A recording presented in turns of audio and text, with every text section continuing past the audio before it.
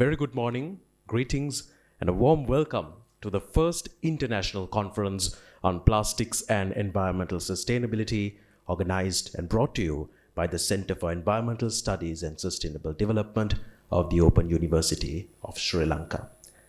The aim of this conference is to bring together an esteemed gathering of scholars, researchers, policymakers, conservationists, industry experts, and enthusiasts from all around the world to discuss about this crucial topic.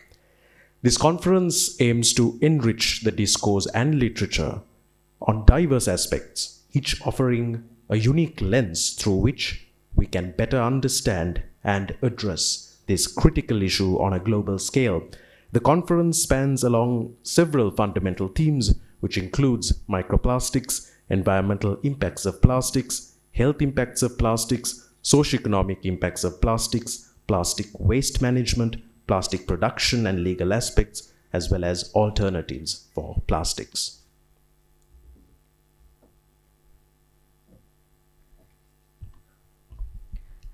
In a world where the environmental impact of plastic usage has become a pressing concern, our collective responsibility to address this challenge has never been more crucial.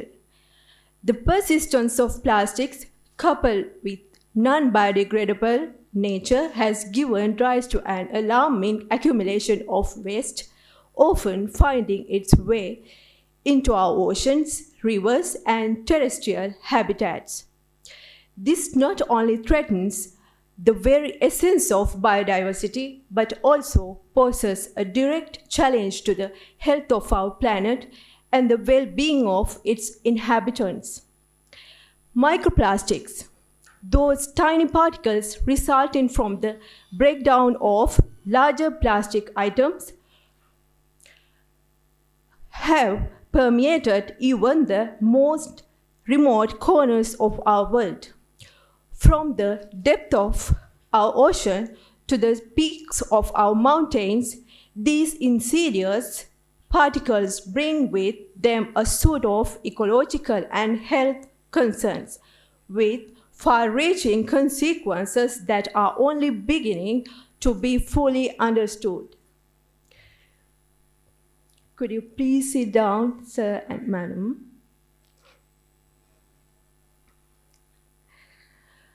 Throughout this conference, we will engage the thought-provoking discussion, share groundbreaking research, and showcase innovative technologies that hold the promise of greener and sustainable future. It is an opportunity for collaboration, learning, and collection action as we strive to redefine the role of plastic in our global ecosystem. Let this conference be a beacon of inspiration, guiding us toward a future where plastic no longer poses a threat to our environment, but rather contribute to a harmonious and sustainable cohabitation. Thank you for joining us on this journey of exploration, enlightenment, and most importantly, meaningful change. Together, let us chart a course toward a world where plastic and environmental sustainability can thrive hand in hand.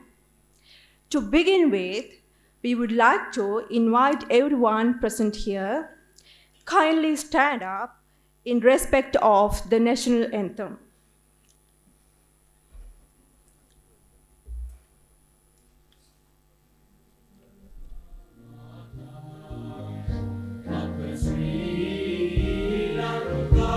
Namo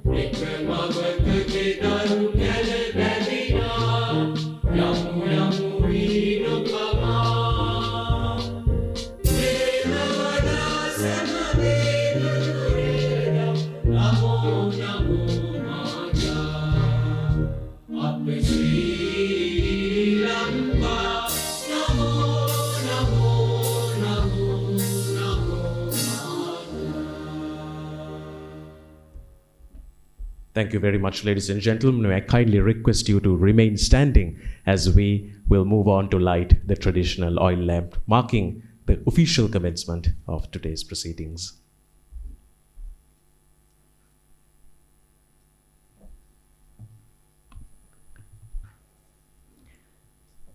I would like to invite the following dignitaries to light the traditional oil lamp.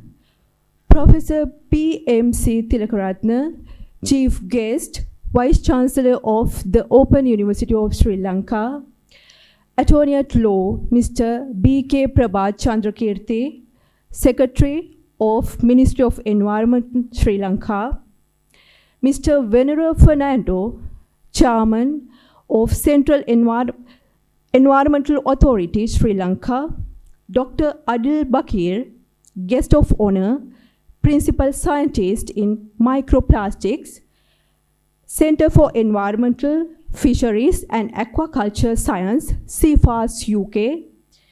Professor Methika Vitanage, Keynote Speaker, Professor, Ecosphere Resilience Research Center, Faculty of Applied Sciences, University of Sri Jayawardhanapura, Sri Lanka. And following dignitaries from the Open University of Sri Lanka. Dr. H.D.P.A. Ratnavira, Dean, Faculty of Engineering. Dr. Sunil S.G. Silva, Dean, Faculty of Health Sciences. Professor Rohan Fernando, Dean, Faculty of Natural Sciences. Professor Nalin Abhisekara, Dean, Management Studies. Dr. Anton Priyaratna, Dean, Faculty of Humanities and Social Sciences. Dr. D.V.M.D. Silva, Dean, Faculty of Education.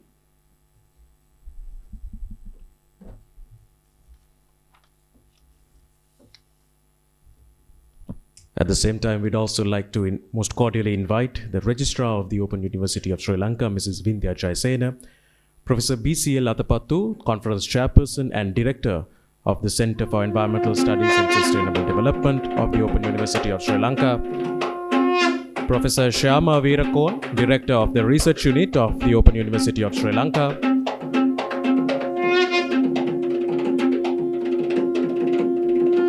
Professor Ajit Dialvis, Conference Co-Chairperson from the University of Moratuwa, and Professor Jagat Manatunga, Conference Co-Chairperson from the University of Moratuwa, representing the co-chairpersons of the conference, Dr. Johan Mahagamage, Conference Secretary and Conference Coordinator from the Open University of Sri Lanka,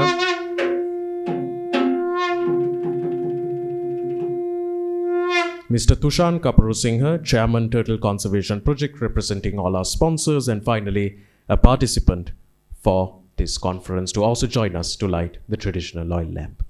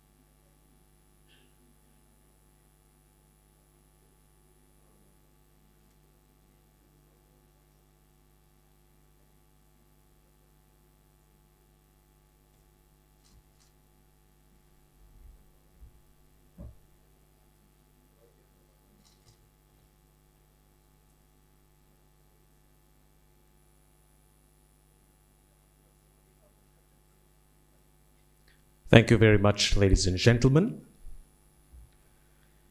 May I now most cordially invite and request our special dignitaries to come and join us at the head table. May I invite Professor BCL Atapattu, the Director of the Center for Environmental Studies and Sustainable Development, to escort our respected dignitaries on to the head table. Thank you, everyone. On this special occasion, to deliver the formal welcome speech, I would like to cordially invite the Director of the Center for Environmental Studies and Sustainable Development of the Open University of Sri Lanka and the Conference Chair, Professor Banduni Atapattu.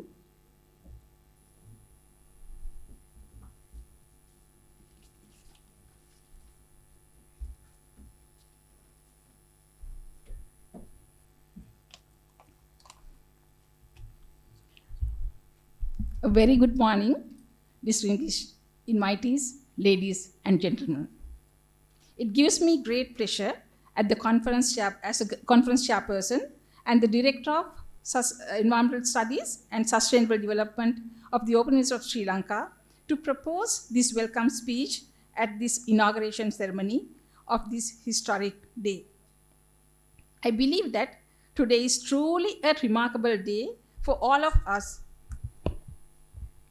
as we witness the official commencement of the first international conference on plastic and environmental sustainability.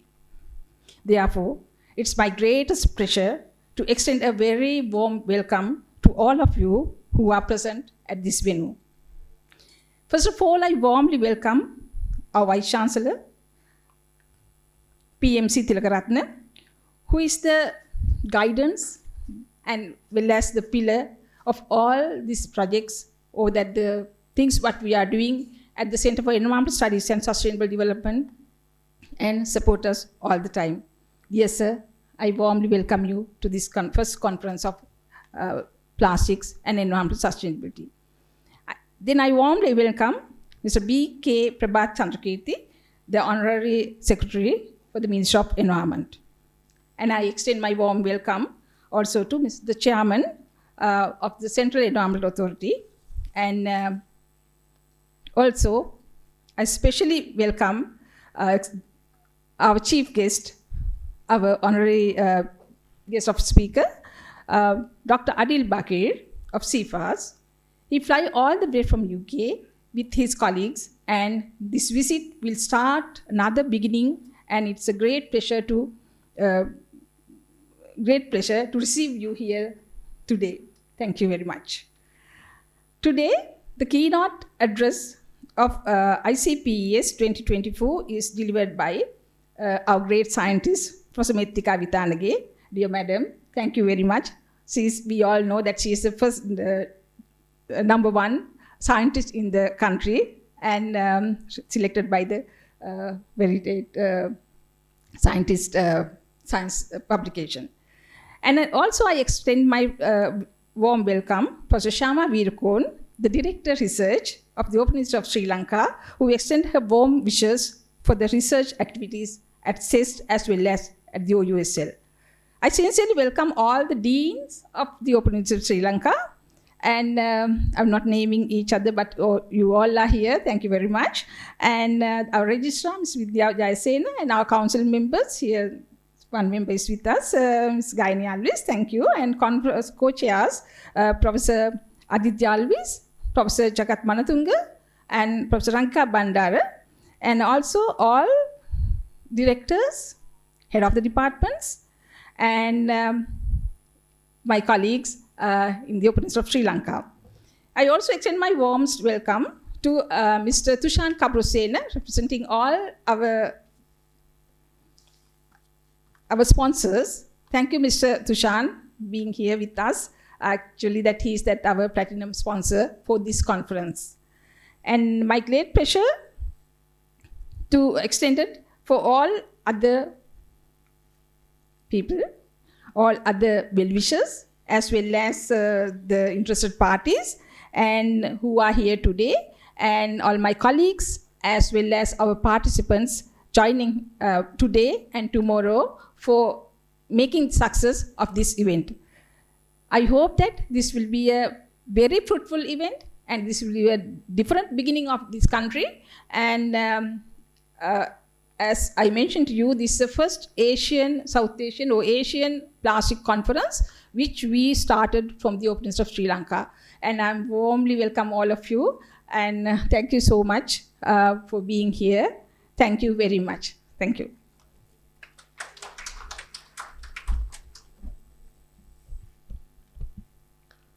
Thank you very much, Professor Banduni Atapattu, for proposing the welcome address into this inauguration ceremony of the first Conference on Plastics and Sustainable Development 2024.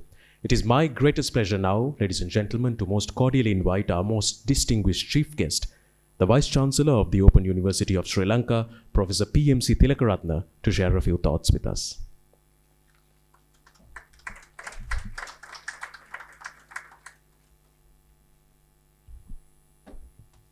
Thank you. Very good morning to every one of you.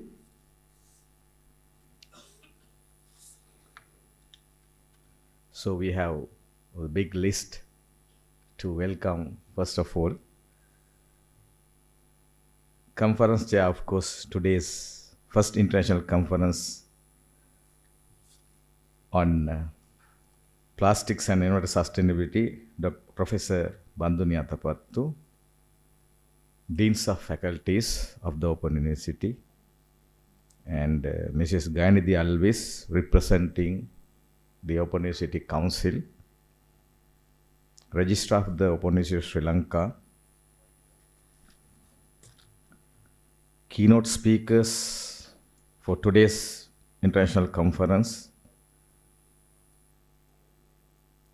Professor Mettika Vithanagi, and again guest of honor, Dr. Adil Bakir, and our Secretary to the Ministry of Environment, Mr. Prabhat Chandakirti, Registrar of the Open University, Director Research, Professor Shyama Veerakon, and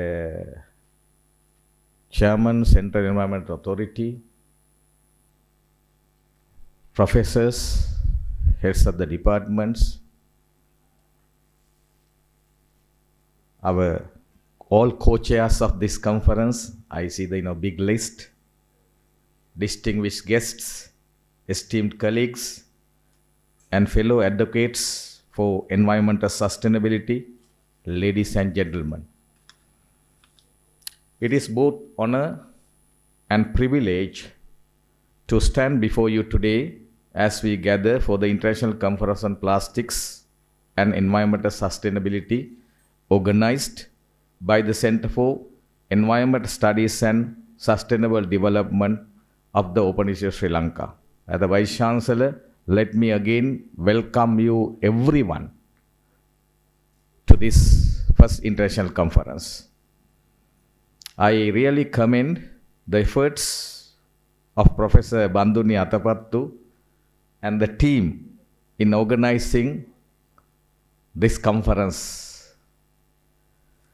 This momentous occasion brings together minds from across the globe to address one of the most pressing challenges of our time, the impact of plastics on our environment and the urgent need for sustainable solutions. As we embark on this journey together, let us first acknowledge the gravity of the situation we face today. The proliferation of plastics has reached unprecedented levels, leaving a profound mark on our ecosystems, wildlife, and human health. It is call to action, a call to rethink, reimagine, and redesign the way we produce, consume, and manage plastics. Everyone using plastic because it is easy to use and easy to throw. To address the plastic crisis today, we must adopt a holistic approach that encompasses innovation, education, policy, and international collaboration.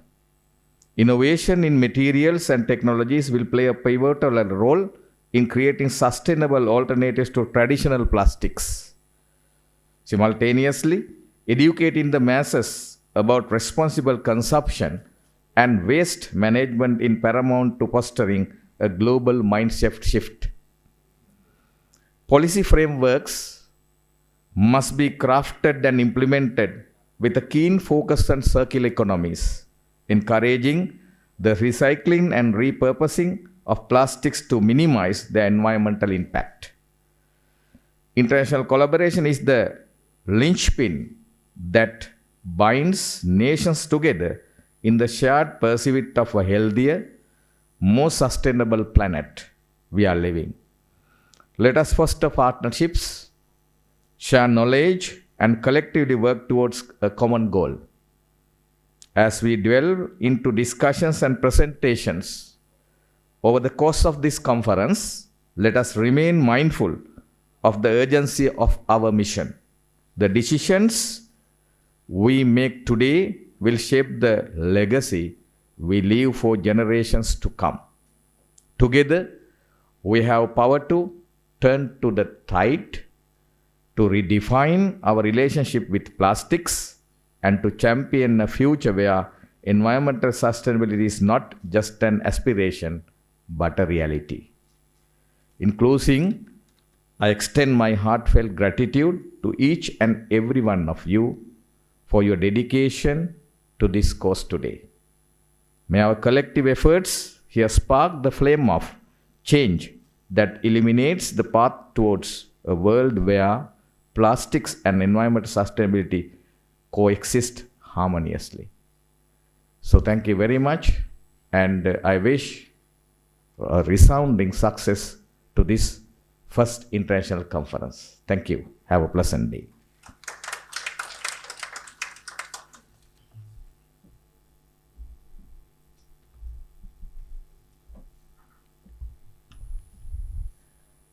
Thank you very much, Professor. Yes, let this conference be an eye-opening event to explore solutions, foster collaboration, and propel the conversion towards a more sustainable and resilient world. Now, we have a special speech. I would like to invite Director of the Research Unit of the Open University of Sri Lanka, Professor Sharma Virakon, to deliver this special speech.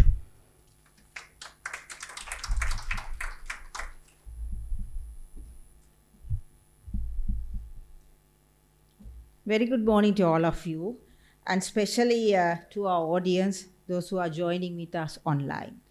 The Vice Chancellor of the Open University of Sri Lanka, Professor P.M.C. Tilakaratne, the guest of honor, Dr.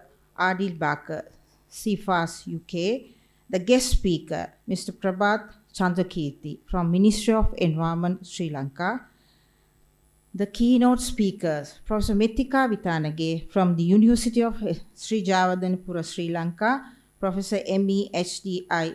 Tajweed, University of Maine, USA, the deans of the faculties, registrar, Professor Banduni Atapattu, the director of CESSD, and she's the chairperson of the ICPES 2024 Conference Committee, the secretary of the Conference Committee, Dr. Johan Mahagamasekara,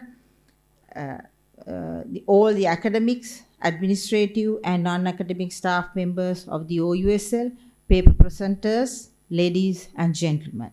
First of all, as the director of the research unit of the Open University of Sri Lanka, I would like to thank Professor Banduni Atapattu, the director CESSD, and also ICPES 2024 Conference Committee members for giving me this opportunity to speak a few words about the research culture at the OUSL of Sri Lanka and how it was upgraded during the past years.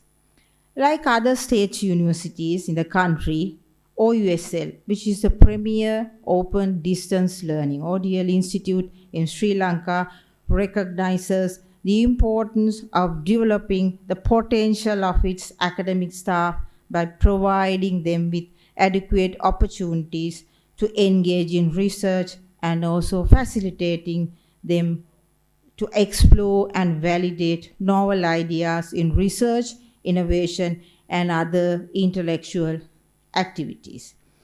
The annual open research sessions, hours we call, is the first conference held in the OUSL for the past 20 years, which is organized by the research unit.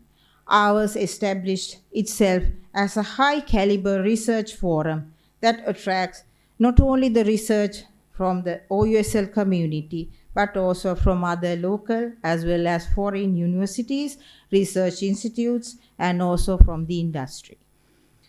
As a further step towards enhancing the research culture in the OUSL, the Faculty of Management Studies of our university hosted the International Conference on Management and Entrepreneurship, ICOM, in 2022 as well as last year, 2023. In addition, the Center of Environment Studies, Sustainable Development, CESSD, organized the first international virtual conference on mangroves for ecological and economic sustainability, ICPES, last year in July 2023.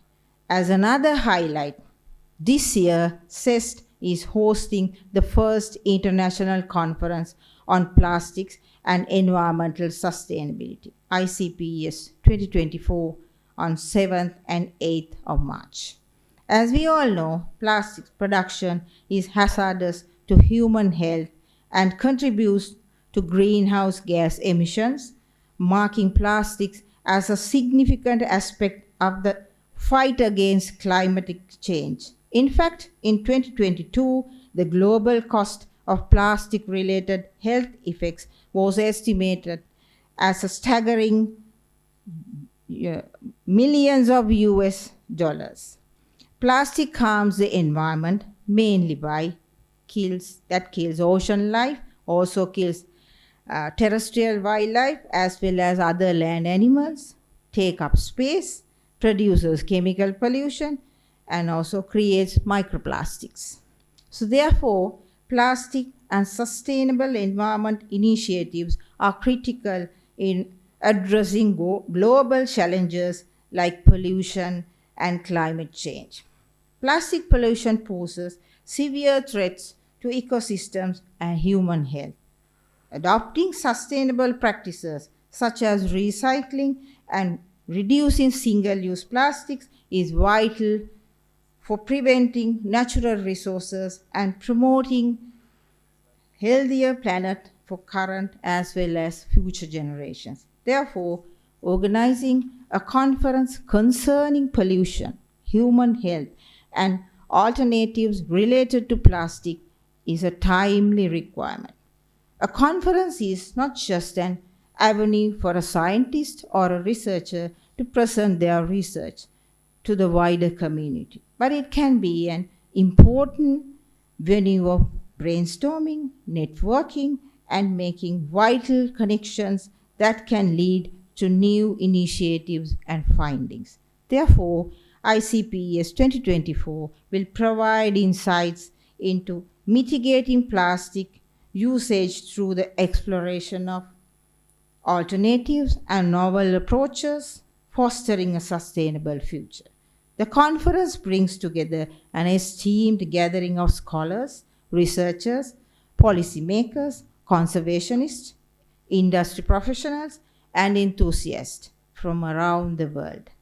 Finally, let me thank all of you for taking part in ICPES 2024 and wish the very best to all the presenters whose research and ideas, findings will be showcased here. While congratulating the conference committee of ICPES 2024, let me wish all of you a very productive 2 days of intellectual engagement and discussion. Thank you. Have a good day.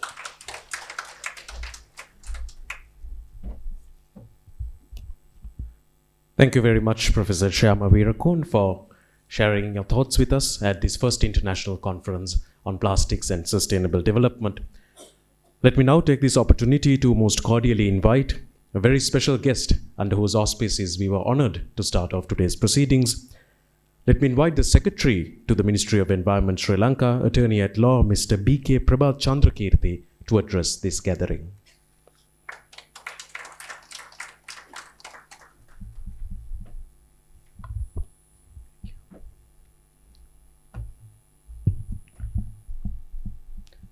Good morning to everyone. Professor PMC Tilakaratne, Vice Chancellor, Open University of Sri Lanka. Dr. Adil Bakir, Principal Scientist. Professor Mettika Vitanage. Professor Banduni. Professor Syama Virakon, Additional Secretary to the Ministry of Environment. Chairman, Central Environment Authority. Deans of the faculty, distinguished ladies and gentlemen. It is a privilege and a great pleasure for me to be here on behalf of the Ministry of Environment, Sri Lanka. It is both an honor and responsibility to address you today on a matter of great significance, the management of plastic waste in Sri Lanka.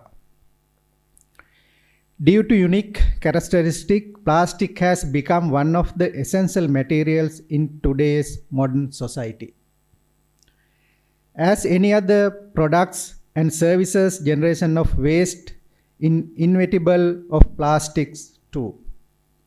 This plastic waste in particular has emerged as a global crisis threatening marine life, ecosystem, and the very balance of our planet.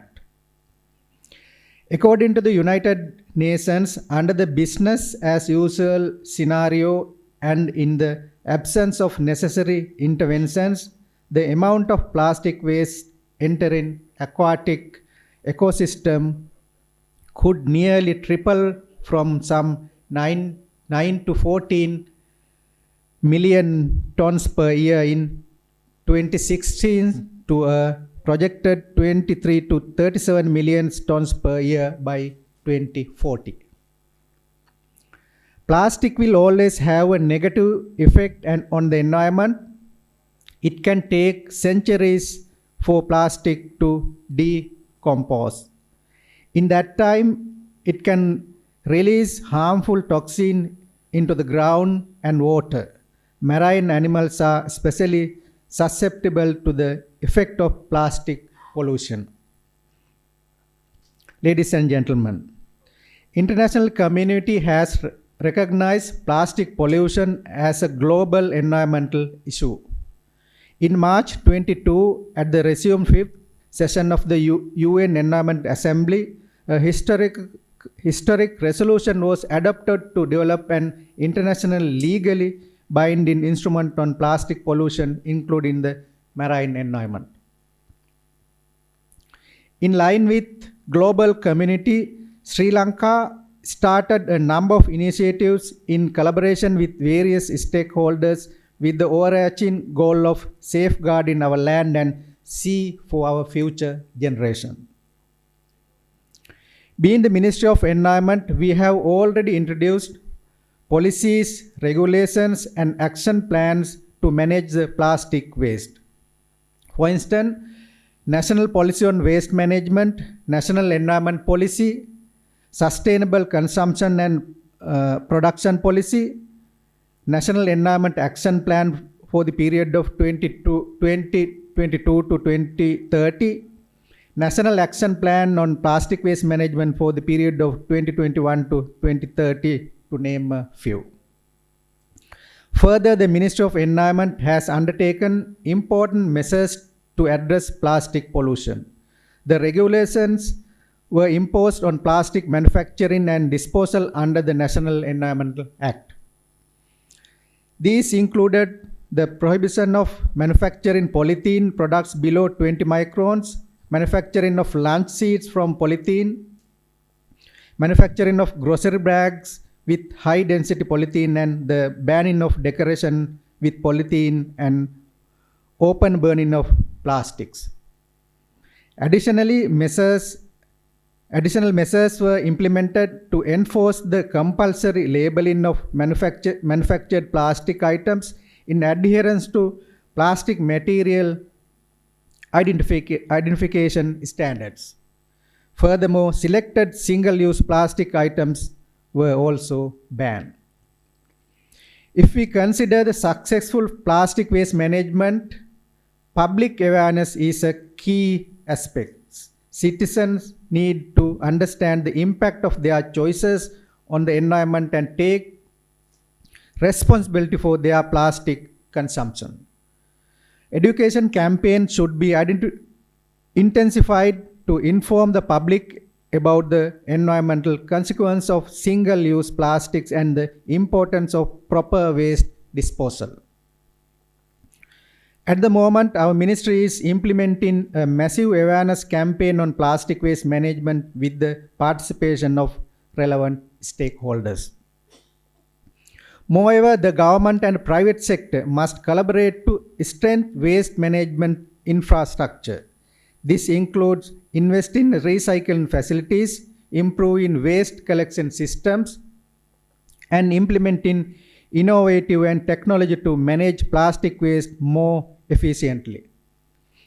Extended producer responsibility programs should be expanded, holding producer accountable for the life cycle of their products from production to disposal. Furthermore, we need to explore sustainable alternatives to single-use plastics, encouraging the use of eco-friendly materials, supporting local businesses that adopt sustainable practices, and promoting reusable products are vital steps toward reducing our reliance on conventional plastic. However, I believe that we have to do many other things as a country to address the plastic pollution in Sri Lanka. I wish that this event of International Conference on Plastics and Environmental Sustainability will bring many professionals together to share scientific information, experiences in various aspects related to plastic waste management. They will ultimately contribute for knowledge required for proper plastic waste management in Sri Lanka. Finally, I congratulate to the Open University of Sri Lanka organizing this timely important event. Have a successful event. Thank you very much.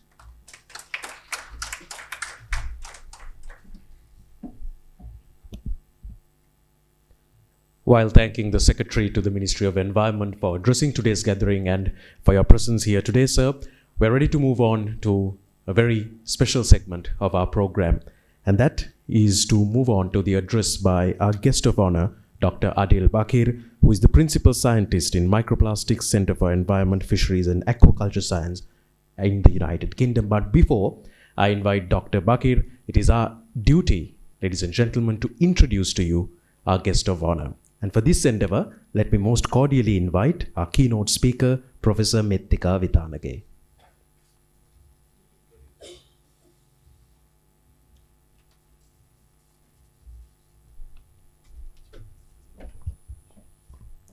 Thank you very much.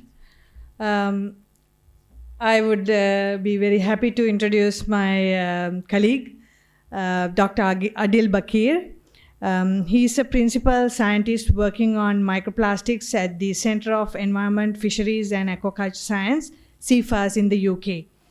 Dr. Adil has involved in the field of microplastic research for about 10 years, starting as a postdoctoral researcher for the Department of Environment, Food and Rural Affairs funded project at University of Plymouth in the UK. Investigating whether microplastics pose physical and or chemical threat in the marine environment. In 2014, he joined the School of Earth and Environmental Sciences at the University of Plymouth as a senior scientific officer and was working closely with industry and environmental groups on a range of projects ranging from high-frequency nutrient monitoring to the development of new applications in passive sampling. Dr. Adil joined the marine litter team at Cefas in 2019, and he's currently leading the Cefas microplastic laboratory, aiming at developing faster and cheaper techniques for the monitoring of microplastics in the environmental matrices.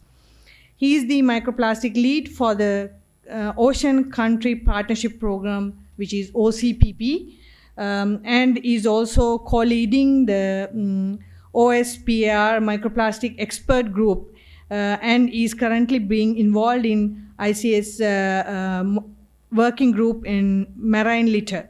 Dr. Adil has more than 5,362 citations as per February 2024 and H-index of 17.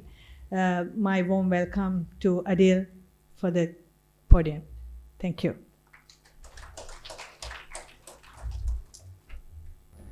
So first of all, I want to say thank you so much for the organizers for having me today. My name is Adil Bakir. I'm a principal scientist with a background in microplastics for the Center for Environment, Fisheries and Aquaculture Sciences in the UK. I've been asked today to give a presentation about global cooperation and global network, and the presentation for you today is on global cooperations for the monitoring of macrolitter in the marine environment. So a little bit about my role at Cefas. So as mentioned before, my background is mostly microplastics. I'm leading Cefas microplastic laboratory facilities, and our main work at Cefas is really focusing on monitoring. So our main ambition is to develop and optimize faster and cheaper techniques for the monitoring of macrolitter, including microplastics in the environment. Our main focus is the marine environment, and we are currently focusing on the monitoring of microplastic in seafloor sediment, water, but also biota. We are also involved in interlaboratory comparison exercise for microplastics, and those type of exercises are really important to increase the quality of reporting of microplastic in the environment. Okay, so we're just saying basically we are also involved in interlaboratory comparison exercise, and as mentioned before, those type of exercises are really important to increase the quality of reporting of microplastics. We are also leading the OSPAR Microplastic Expert Group, or MPEG, with colleagues Germany and Denmark. And this expert group on microplastic is currently developing a new OSPAR indicator for the monitoring of macrolitter, including microplastic in seafloor sediment. And this is the first common indicator for microplastics. We are also involved in other working groups such as ICEPES, and we are also the macroplastic lead for the Ocean Country Partnership Program, or OCPP, with the development of an international laboratory network for which Sri Lanka is currently involved. So a quick overview of the presentation of today. So the question I keep having is, what are microplastics and can they cause harm in the marine environment? What are their sources? After this, we're going to have an overview of some global drivers to reduce marine litter and microplastics. And as part of those global drivers, monitoring is really increasing in values. We're going to also see the creation of an international microplastic laboratory network. As mentioned before, global cooperation is really needed to reduce marine litter. And as part of this network, we are also really focusing on knowledge transfer and staff building capacity. And everything we do as Cefas, and of course through cooperation, is a development of scientific evidence for policy action. And finally, a look into the future. So first of all, what are macroplastics? So macroplastics are defined as particles below 5 millimeters in size, either from primary sources, especially with the example of pre-production plastic pellets, which are manufactured under the 5 millimeter threshold size. Those plastic pellets can actually find their way to the marine environment through accidental spillages, mainly from land-based sources. But we saw as well with the example of the Express Pearl disaster that sea-based sources of plastic pellets can also occur, especially with the accidental spillages of storage facilities. Primary macroplastics can also be used as exfoliants in cosmetic and personal care products, and those type of beads can also find their way to the marine environment through drainage through the sink and especially through sewage outflows. And primary macrofibers can also be generated from washing machine effluents. Secondary macroplastics are mainly resulting from the degradation of larger debris, either from the isolated or combined effect of UV radiation, so exposure to sunlight, but also from the mechanical degradation of the action of the wave of the sea or the abrasion on sand. And these degradation processes lead to the manufacture, to the production of smaller items from macroplastics all the way to nanoplastics. Macroplastics come in a wide range of size and shape. That's why it's quite complex to report them in the environment, but we are getting better at this, especially through international guidelines and other international regulations. Basically, we're getting better in terms of reporting, especially for morphology, size, shape, color, and of course the polymer type.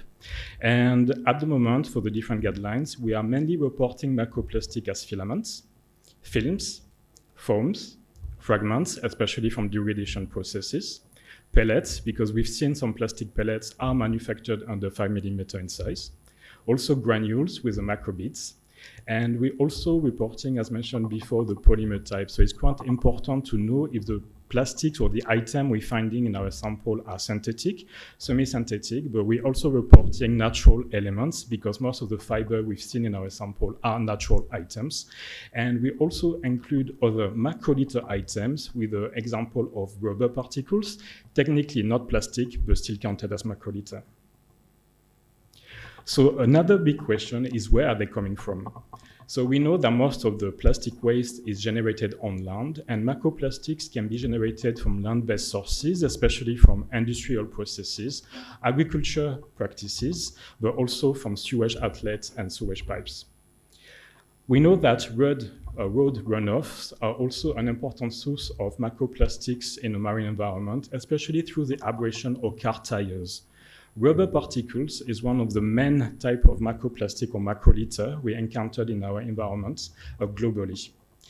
We also have, like as we've seen before, the degradation products from larger debris, especially for any type of marine litter deposited on coastlines or on the beach. And we saw through the mechanical action of the sand and the abrasive effect, macroplastic are being generated and entering the marine environment.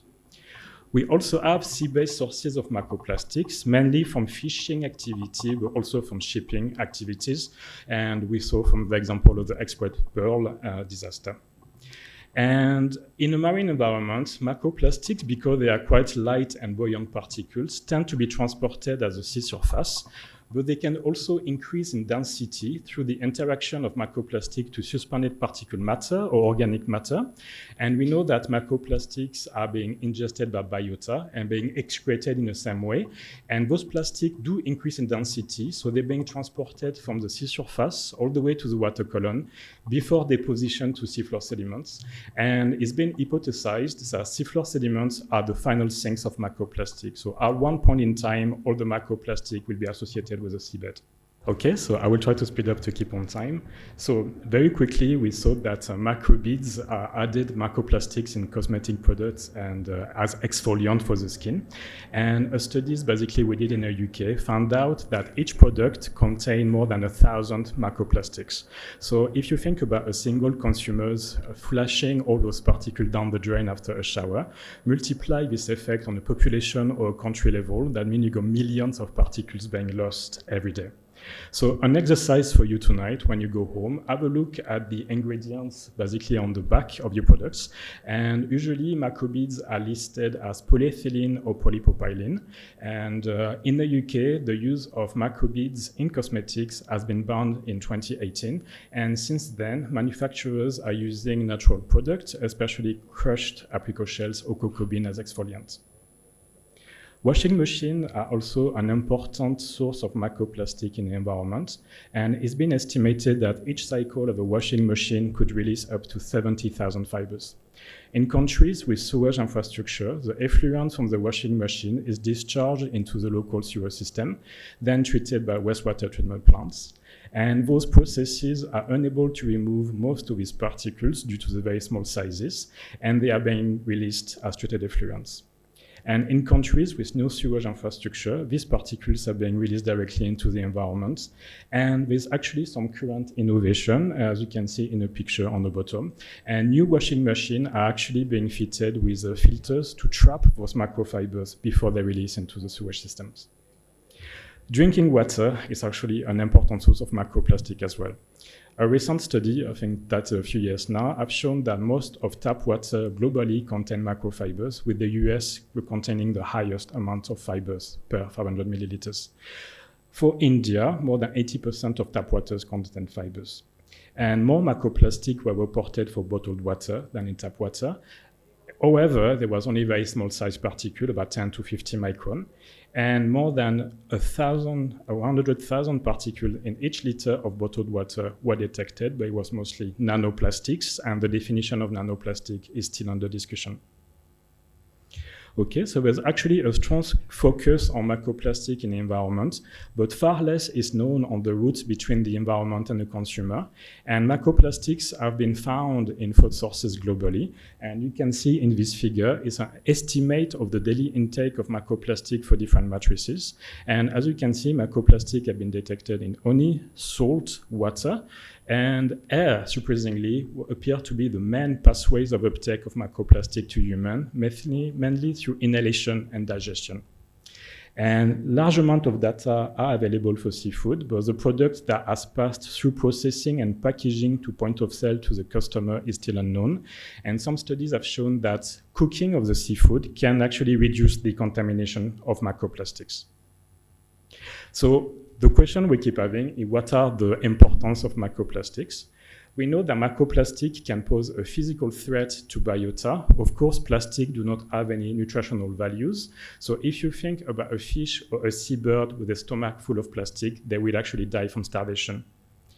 We know that microplastics also have the capacity to sorb and concentrate harmful contaminants from the surrounding environment, especially hydrophobic organic compounds, metals, but also microorganisms and pathogens. Microplastics also have the capacity to biomagnify through the trophic chain. And of course, as humans, as final consumers, we are ingesting all of those microplastics with unknown related effects. So microplastics can also act as carrier for pathogen, viruses, and microorganisms, as we've seen before. And I'm sure you've all seen pictures like this with large plastic items with biota attached to it. And this can lead to the short to long-term transport in the environment with potential for the colonization of otherwise pristine areas. As mentioned before, the evidence on the impact of microplastic on humans is increasing. We all seen the headlines with microplastic being detected in human-derived biological samples, especially in our feces, in our blood, but also in mother's milk and placenta, and more recently in tissues. And most of the toxicological studies on microplastics are mainly done on rodents and human-derived cells. However, there is indication for disruption at the cellular levels. And as mentioned before, because microplastics are carrying all those sorb co-contaminants, there is definitely potential to transfer to humans. And there's a growing amount of evidence. There is a very small selection. So the first paper has linked chemicals and plastic to in vitro toxicity under realistic use conditions, because in the past, most of the studies are based on very high concentration of either plastic or chemicals. And chemicals and plastics have also been linked to obesity in humans. So now that we've seen all the sources and potential threats for microplastics, what are the regional and international environmental policy drivers to reduce marine litter and microplastics? Of course, we have the global goal, or SDGs, and in 2015, the world leaders agreed and adopted the 2030 Agenda for Sustainable Development and its 17 global goals. And plastic pollution is connected to several of the goals, but most notably Goal 14 on life below water. There's also the Decade of Action, and with under 10 years left to achieve the SDGs, in 2019, all the world leaders called for a Decade of Action and delivery for sustainable development, and called on action at 3 levels: global action, local action, and people action. Finally, the Conventional Biology Diversity, or CBD, and this entered into force in 1993 and had 3 main objectives: the conservation of biological diversity, the sustainable use of the component on biological diversity, and also the fair and equitable sharing of the benefits arising out of the utilization of genetic resources. That also links to marine litter, especially to understand, prevent, and mitigate the significant adverse impact on marine and coastal biodiversity, but also the development of indicators. And we've seen before, the indicators is very important in the monitoring framework. Of course, we have the Global Treaty on Plastics. In 2022, the head of state, ministers of environment, and other representatives from UN member states endorsed a historic resolution at the UN Environmental Assembly to end plastic pollution. The resolution addresses the full life cycle of plastic, including its production, design, and disposal. And the Intergovernmental Negotiating Committee, OINC, is underway, and there is ambition to have completed a draft global legally binding agreement by the end of 2024. So as you can see, the timeline is very ambitious. There's also the IMO Convention targeting sea-based sources of marine litter. And this set out some action. We set out 30 measures to address marine plastic litter from ships.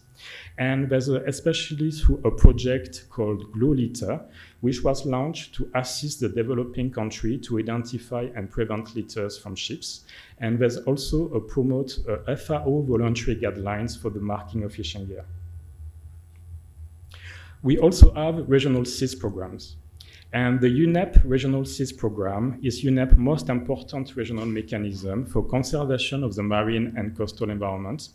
These multilateral environmental agreements are governed by their own meetings of contracting parties, and these allow for regional cooperation, strategic direction and alignment, and of course a platform to take action. And OSPA is an example of those regional CESSD cooperations. As part of OSPA, we have 4 main common indicators for marine litter. The first one is seafloor litter. We have beach litter, but also plastic particles in fulma and litter ingested by sea turtles. As you can see, those common indicators are really targeted to macro litter, so the bigger size plastics, and currently there's no common indicator for microplastics.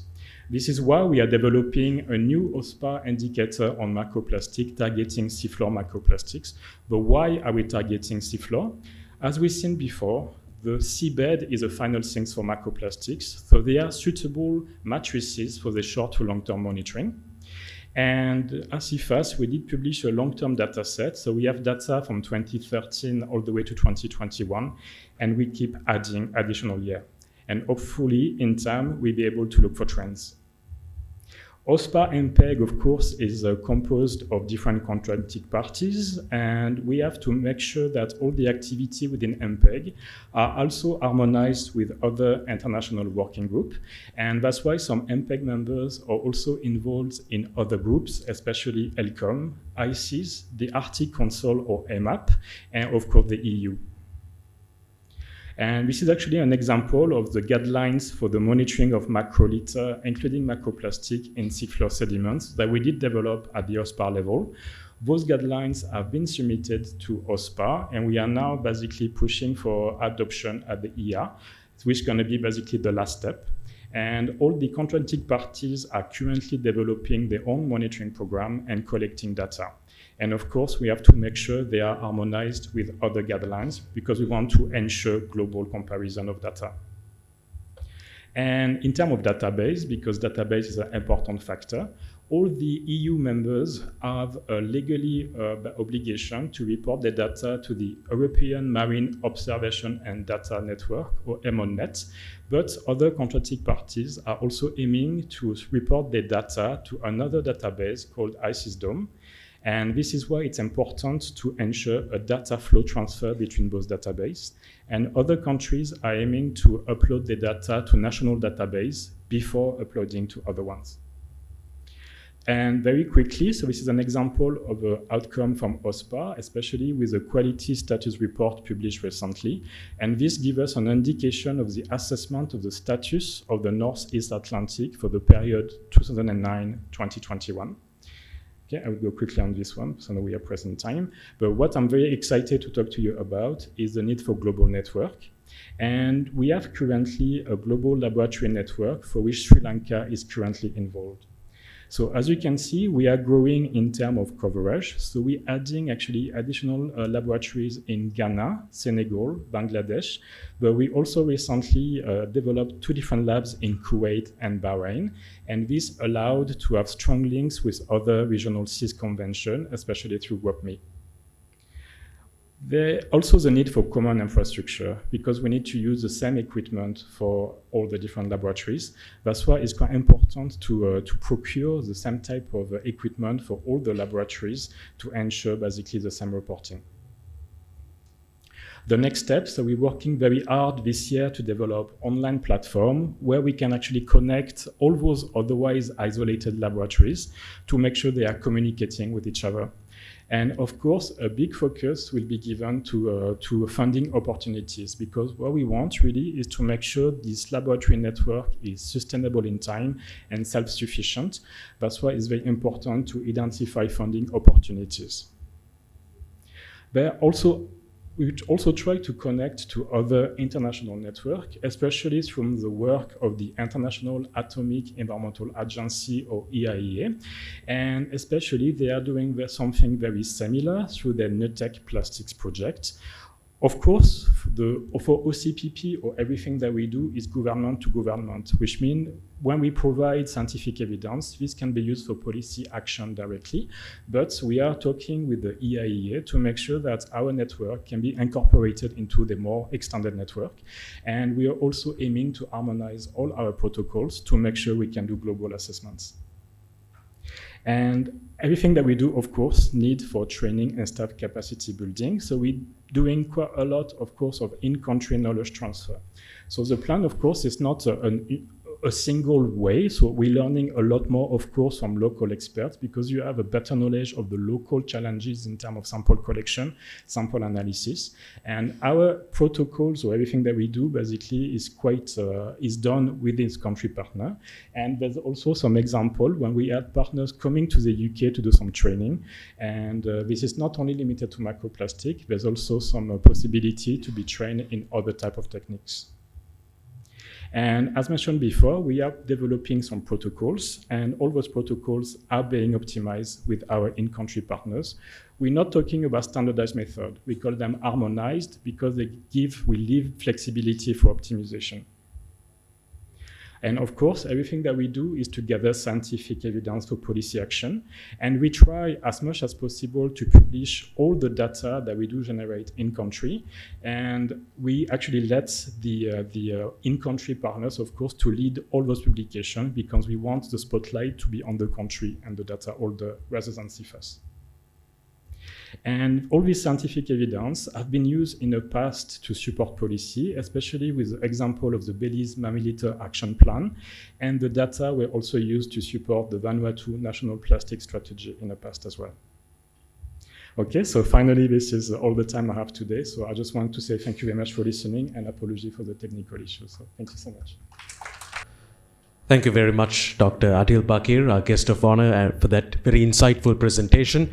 And I'm sure all of us learned a thing or two. And I hope that this message will be taken forward and this information will be useful for you in your future research activities as well. On behalf of the organizing committee, we are extremely grateful once again to our guest of honor, Dr. Adil Bakir, and to present a very special token of appreciation to Dr. Adil Bakir. My invitation is to our chief guest for today, the Vice Chancellor of the Open University of Sri Lanka, Professor PMC Tilakaratna.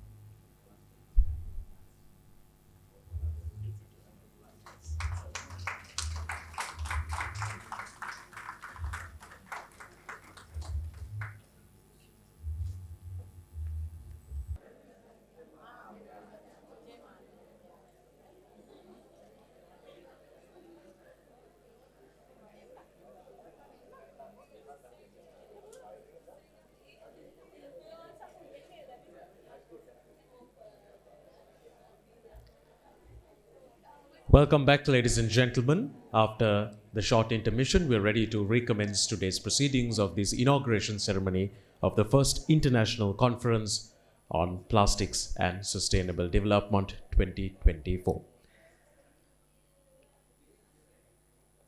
We will now move on to the keynote address, which will be delivered by Professor Mettika Vitanage, Professor at the Ecosphere Resilience Research Center at the Faculty of Applied Sciences, University of Sri Jayawardenepura, Sri Lanka. But of course, before I invite Professor Mettika Vitanage to deliver the address, it is my duty to introduce to you Professor Mettika Vitanage, our keynote speaker. And therefore, to do the honors, let me invite on stage the conference co-chairperson, Professor Jagat Manatunga.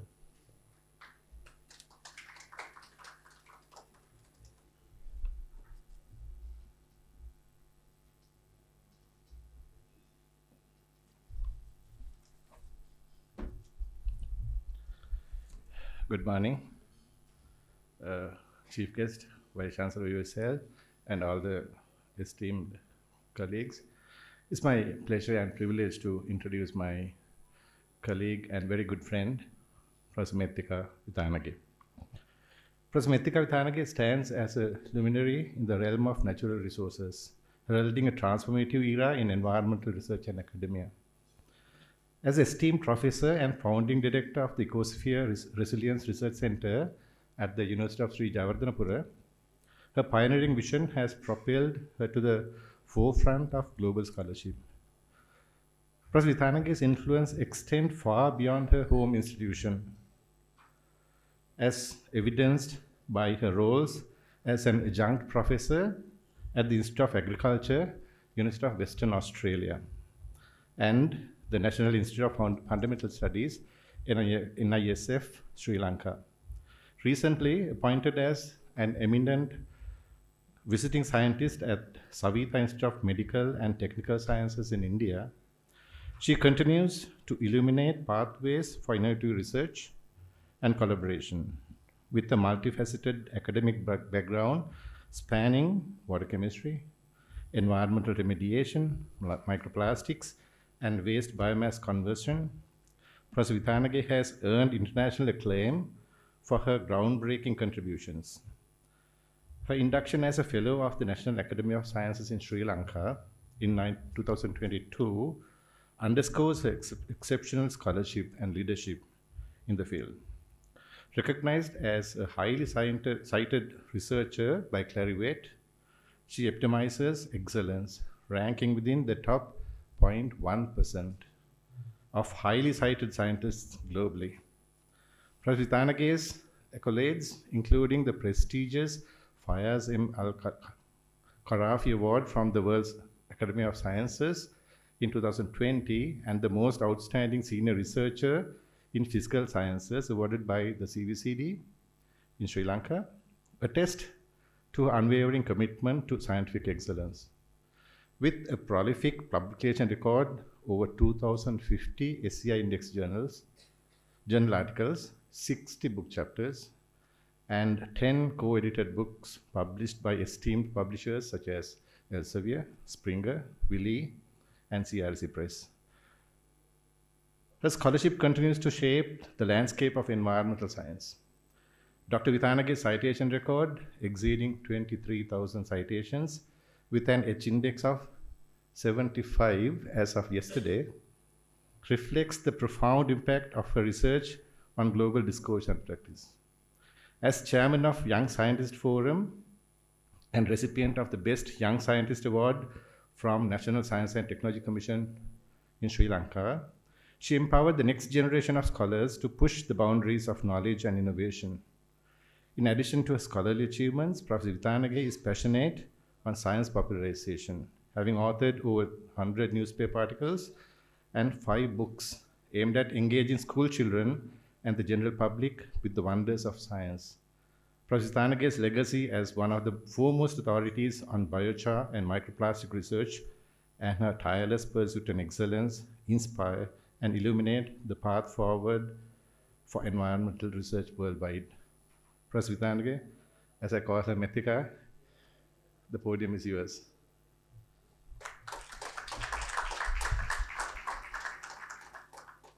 Thank you very much. With the gathering, I'm very pleased to deliver my keynote address. My colleague Adil and other distinguished guests, especially the Vice Chancellor of the Open University of Sri Lanka and the other professors. And so I'll be moving into the keynote address. I'm talking about the status of microplastic pollution. My target is to show the microplastic pollution research in Sri Lanka with regard to the world. So I'll be comparing a bit. And then apart from the research progress, I will focus on the limitations that we face and then future perspectives. So plastic production, we all know we are always having something plastic in our pockets, in our hands, wherever we go, whatever we do. So plastic use is inevitable. And because of that, the plastic production is going higher and higher. And the production is now off the chart, it says. So it's like the population curve. We are going on J curve by plastic production. And especially the single-use plastics will be the most damaging for our environment. So there are nowadays many policies, legislations, regulations are being introduced to banning the use of single-use plastics because of the threat to the environment. So if I would say the zero plastic is a myth, because even in here we are not able to eliminate all the plastic use. So we cannot do that to the most, like to 100%. But we should be able to reduce it as much as possible. So towards zero plastics, there are 3 ways being introduced. One is recycling, but we all know that the recycling percentage of plastics is very, very low. And whatever the recycled plastics will be in low quality. So and again, it is with us. So somehow it is being ended up in the environment. So we can't, disappear them from the system. And then upcycling, there are many encouragements, people trying to do different types of upcycling activities with plastics, but still you can understand how far we can go with the upcycling as well. So it is not that great we are doing. And the final one is waste to energy. So that is the most used thing of getting towards zero plastics, but not to the the expected terms. So it says only 99% of plastics is being recycled, and then worldwide we don't, in Sri Lanka we don't even go for 9%. And the majority of these recycled plastics are in inferior quality. We all know we are using those recycled plastics as well. So as Adil mentioned, the formation of plastics or microplastics in the environment are in 2 ways. Primary microplastics and from secondary microplastics. Primary microplastics are the microplastics that are being used as beads in our toothpaste, shampoo, whatever the personal care products and so on. In the case of secondary microplastics, whatever we throw out as plastics will be degraded chemically, physically by UV radiation, then chemically and mechanically, plus biologically into microplastics. So this is the way that microplastics are being formed or are being sitting in the environment in various shapes, sizes, and many more. So the trends in global microplastic research is again, going higher and higher, because we are now seeing many different types of microplastics and chemicals, especially plasticizers like phthalates, bisphenol A like endocrine disruptors with the microplastics.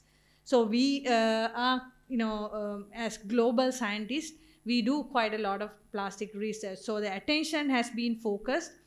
The very first attention was given into marine microplastics, but then the scientists understood that other than the marine microplastics, the terrestrial microplastics is having a huge area because of the use of compost, use of plastic mulch films. We don't use it much in Sri Lanka, but in temperate countries, especially China, UK, Europe, US, they are using quite a lot of plastic mulch films to protect the soil. So these plastic mulch films are not being reused. So every season it is being degraded or decomposed by mechanically or by the sunshine, and then accumulate in the soil. So the microplastic research is being now in all these spheres. Atmospheric microplastics, we are paying little bit of attention, not much in globally. Hydrosphere microplastics is the marine microplastics and the freshwater microplastics. And then we have terrestrial microplastics as well as microplastics in our bodies, in animal bodies. So the biosphere microplastics is also being a research focus. You can clearly see the pie chart. Many different fields are being incorporated into microplastic research, not only environmental science, but also medicine, agriculture, and many more. So there is a huge interest in microplastic research globally. Where do we lie as a country, as a nation? Sri Lanka is on the 50th place of microplastic research in the world. That is a big place for us, being a small country. But what does that exactly mean? Is the pollution and the focus that we are giving is high on microplastics. So when the pollution is high, we had to do more and more research to monitor the microplastics, to find out ways to eliminate microplastics and so on. But Sri Lanka as a nation, we mainly focus on marine microplastics. Very limited focus has been given on freshwater microplastics, and then atmospheric microplastics, and soil-based microplastics. If we consider the global network of microplastic research in Sri Lanka, so you can clearly see what kind of countries that we are engaged with doing microplastic research. So as you know, as a country, as a nation, from a developing perspective, from a nation of having financial crisis, we can't do research alone. We always had to do research with collaborations. So this slide shows the countries that we are collaborating with based on for the microplastic research. So there were like 56 publications from Sri Lanka as research papers for microplastics published in SCI Scopus index journals. And these are the countries that we are engaged in. If you consider the keywords, the main keywords of microplastic research in Sri Lanka are marine pollution, plastic pollution, and so on. And then there are a little bit of other keywords like weathering, maritime accidents, especially because of the express pearl. So this is the keyword distribution. So you can clearly see that we are targeting our research for only one perspective, not like all hydrosphere, lithosphere, biosphere, and atmosphere. So it's only the hydrosphere. So I will give you a brief introduction what we do as a team in microplastic research in University of Sri Jayawardenepura together with other collaborators from national collaborators plus international collaborators. We actually started carrying out microplastic research in fresh waters, especially targeting the rivers. So this is an example of microplastics that we found from Kalu River. So Kalani, Kalu are one of two major rivers that we take water for drinking, especially for the Western province. So these are some of the examples of microplastics that we found from the river water. So you can clearly see the size of microplastics and the shapes.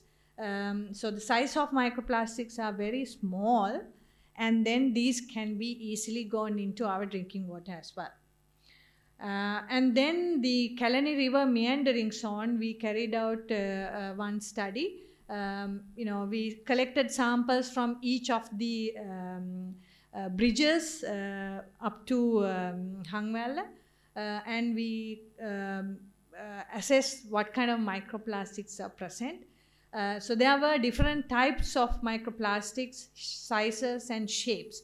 But what I am showing is heartbreaking. These are the microplastic pellets from the Express Pearl incident. So you can clearly see now they are moving towards inland with the tides and so on. So we found out these plastic pellets in Kalani meandering zone, which is about 10-20 kilometers from Kalani River mouth. When you talk about microplastics, it is very hard talking it without waste. So talking about waste is going hand in hand with microplastics. So municipal solid waste, we all know Sri Lanka is having a big problem of municipal solid waste. We have more than 260 dump sites all around the country, and these dump sites are very much adjacent to surface water bodies where we extract water for drinking. So all the leachates from these dump sites, we don't have landfills, we all know that. We have dump sites, we just dump the waste into particular place. So all the leachate from these dump sites directly flows to the surface water bodies without a single treatment. So all the leachates are having microplastics. So we have carried out tests, I'll show you. So about 150 million tons of plastic waste are mismanaged in Sri Lanka. That is the number given by the estimates. And about 10% of municipal solid waste consists of different types of plastics, especially polyethylene. Though we are saying it is banned in many ways, we all know we are households, we all use, so it is not really banned. So this is one example that we did from 10 municipal solid waste dump sites. We collected landfill leachates from these dump sites and then assessed microplastics in the leachate. Not only the microplastics, we assessed the plasticizers, especially the bisphenol A, benzophenone and DEHP, phthalate, one kind of phthalate esters. There are hundreds of phthalates esters, and we only assessed one phthalate ester, which is very commonly used in plastics. So we all know these plastics are flexible because they are, the producers use plasticizers, especially bisphenol A and phthalates, to make it very flexible.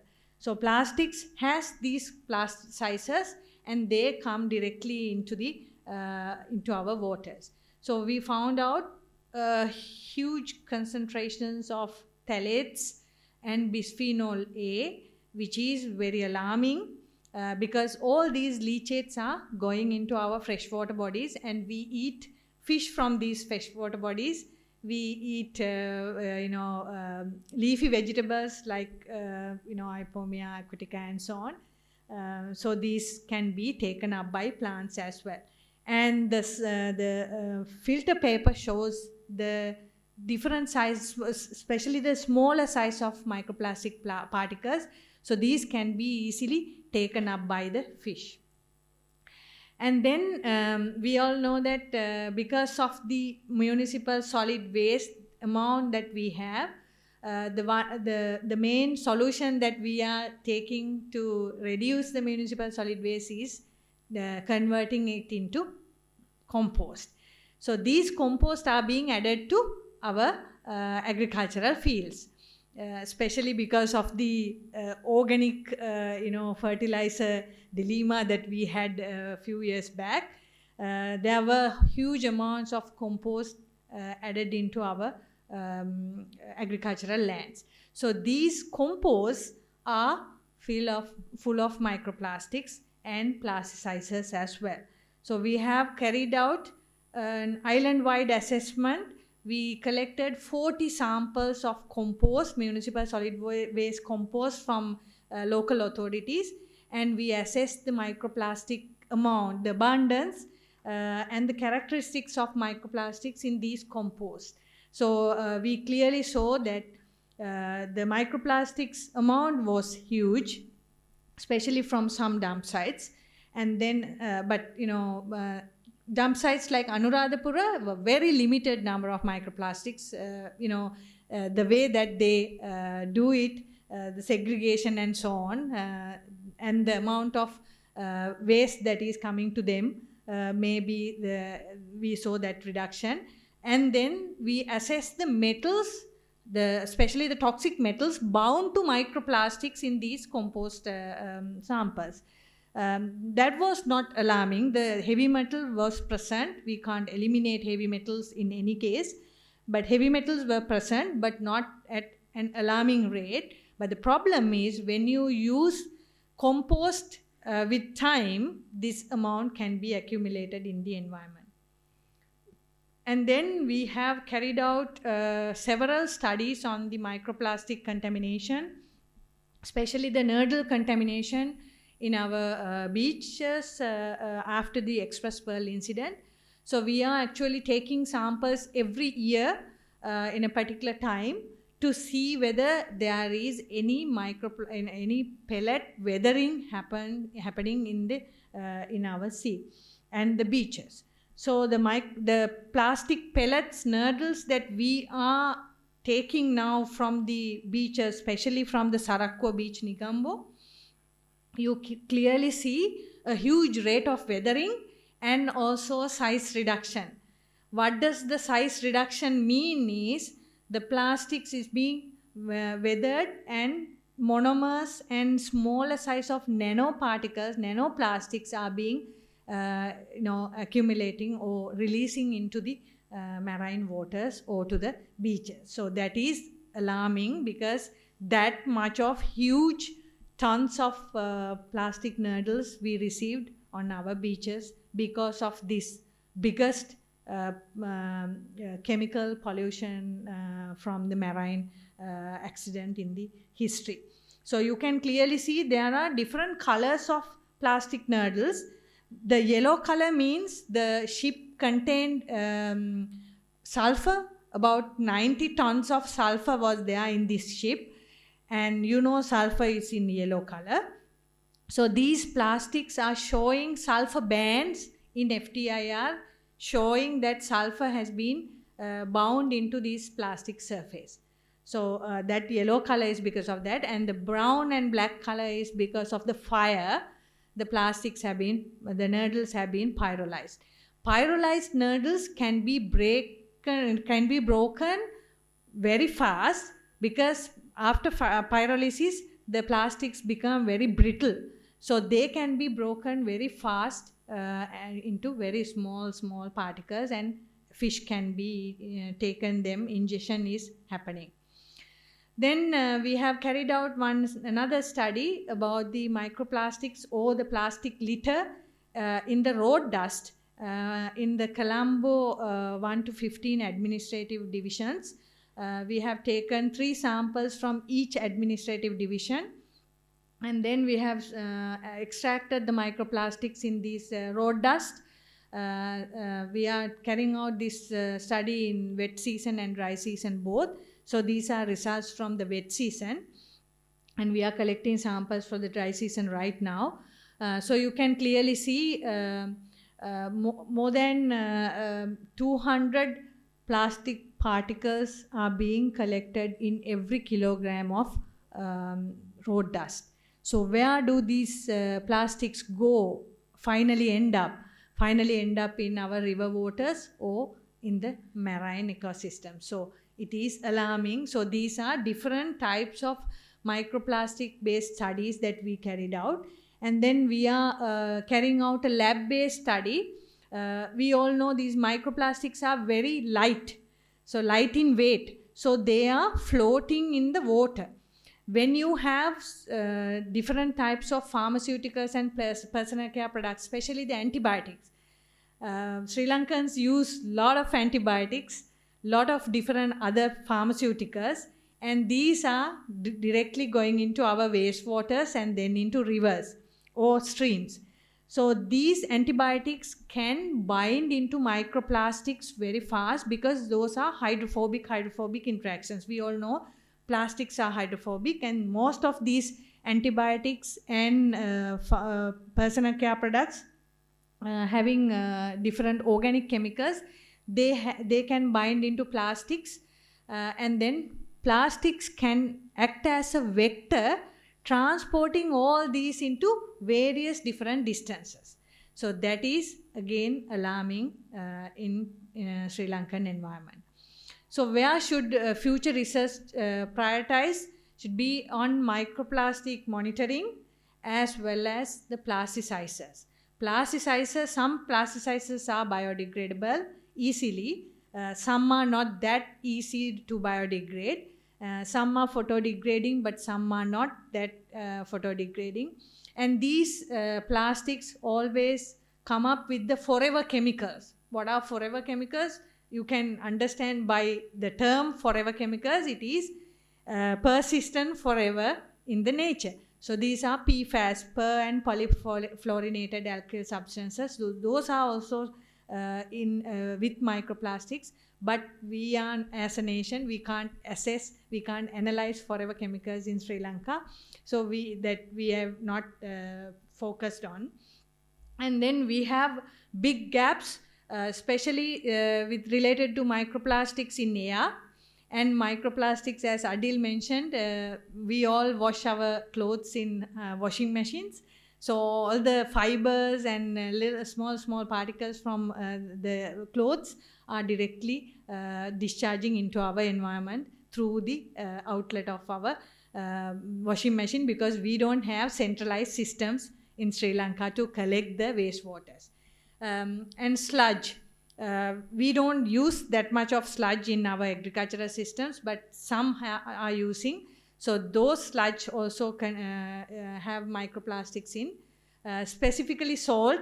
We are a nation who uses more than what we need as salt intake, right? So whatever the juice, whatever the salad, whatever we are making to eat, drink, beverages, we use a lot of salt.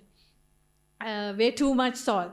And since our marine ecosystem is highly polluted with microplastics, definitely the salts must have microplastics. There are a few studies that have been identifying salt as a microplastic source for our body. So there should be more research to be carried out. And then seafood. We all eat a lot of seafood, but the way we cook is good.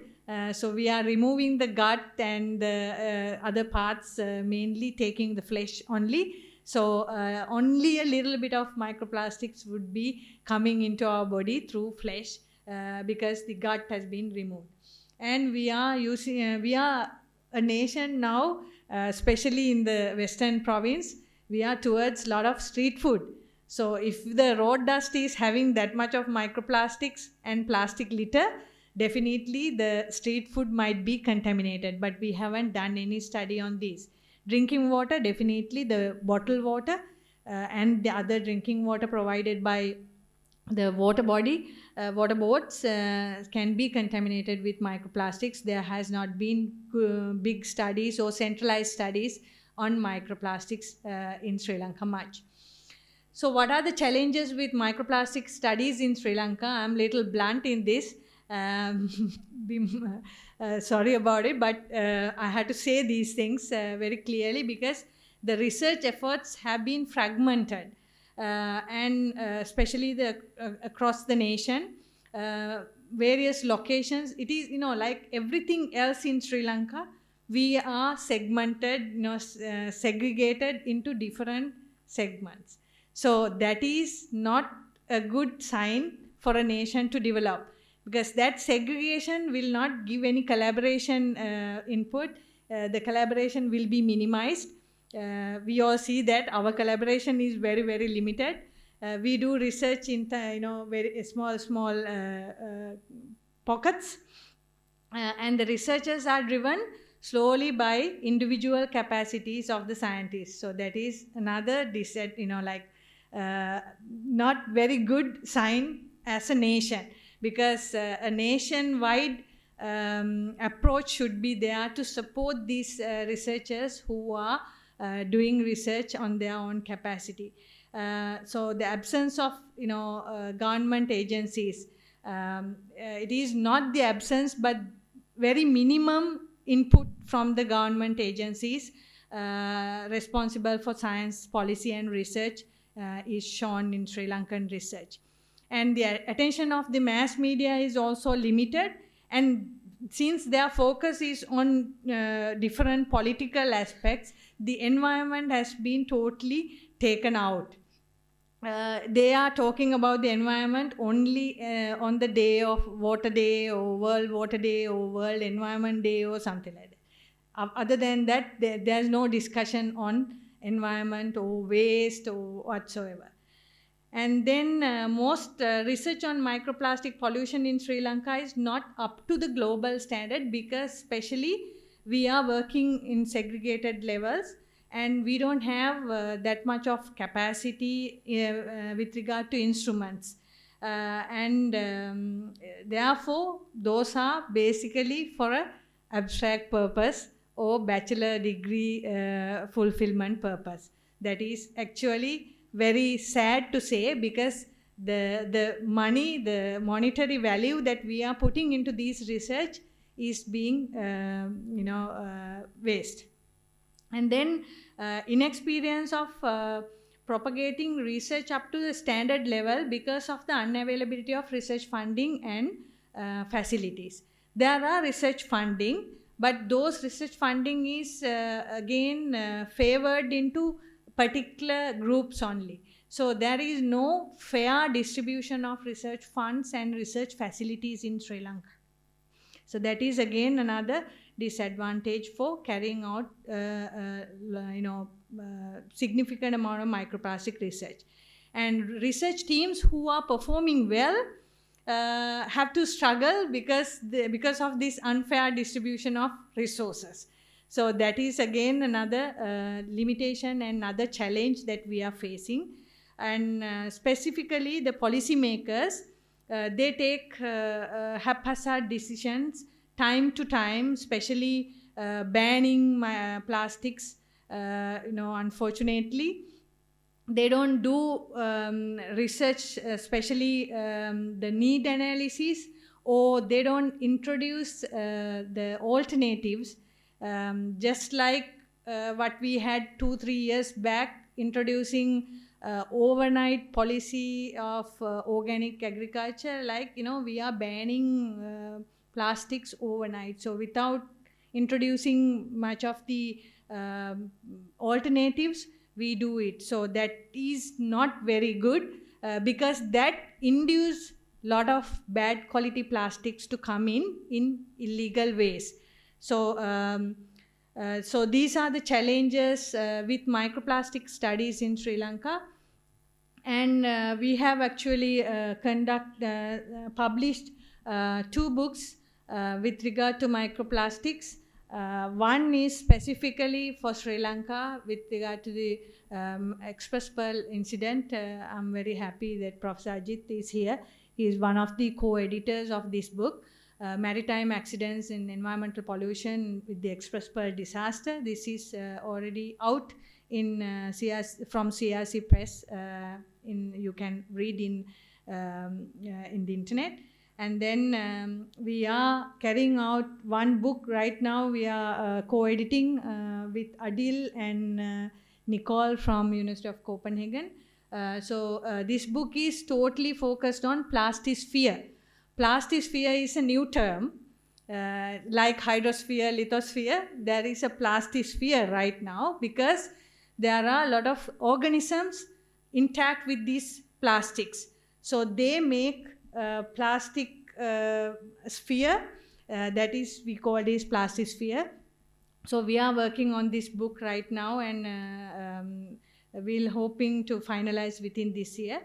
My research is being supported by Cefas. They are supporting us with the small laboratory equipments, and then the majority of the laboratory equipments are being donated by International Atomic Energy Agency.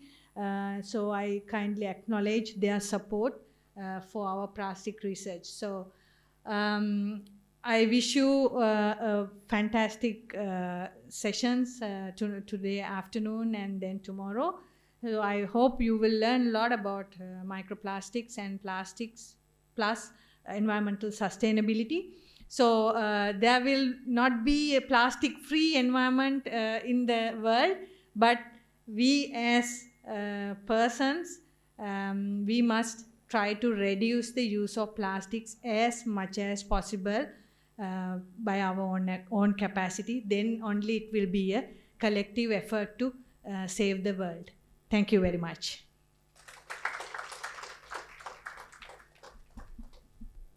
Professor Methika Vitanage, our keynote speaker for today. Thank you very much for that very informative presentation and for bringing to the attention of this audience the alarming issue of microplastics. In order to give away a very special token of appreciation to Professor Methika Vitanage, let me invite the conference co-chairperson, Professor Ajit Dialvis.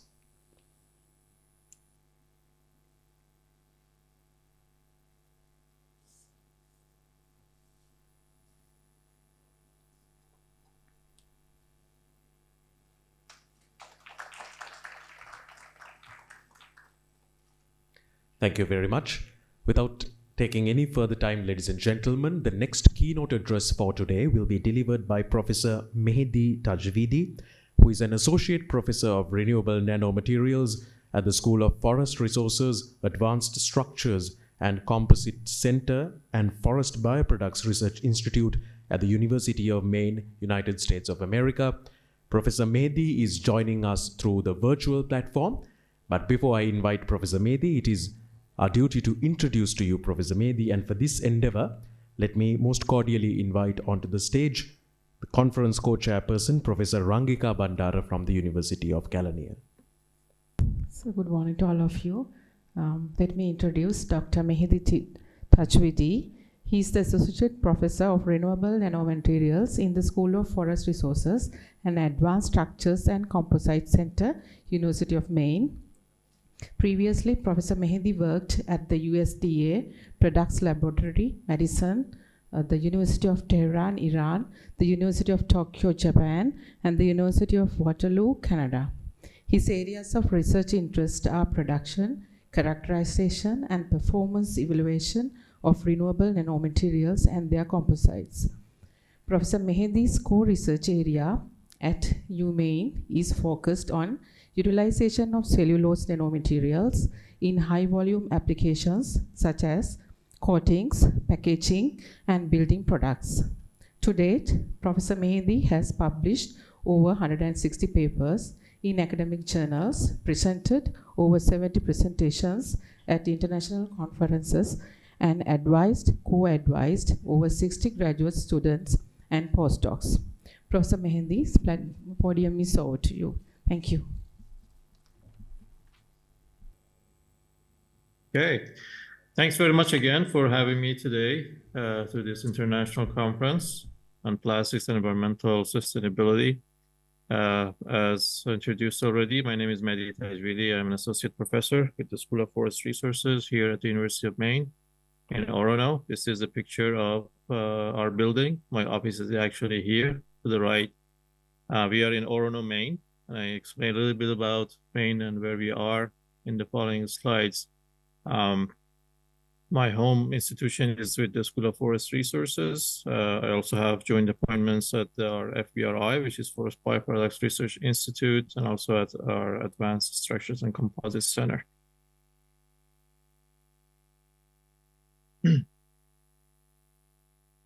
This is a box. I guess we all know this, but the reason I put this box here is that for many times or very often in our lives, people are asked to think outside the box and find innovative solutions to things. I think I have a slightly different idea, and I believe that sometimes the solution is actually inside the box. It's not really far from, you don't have to really look far. So as I said, I come from the University of Maine.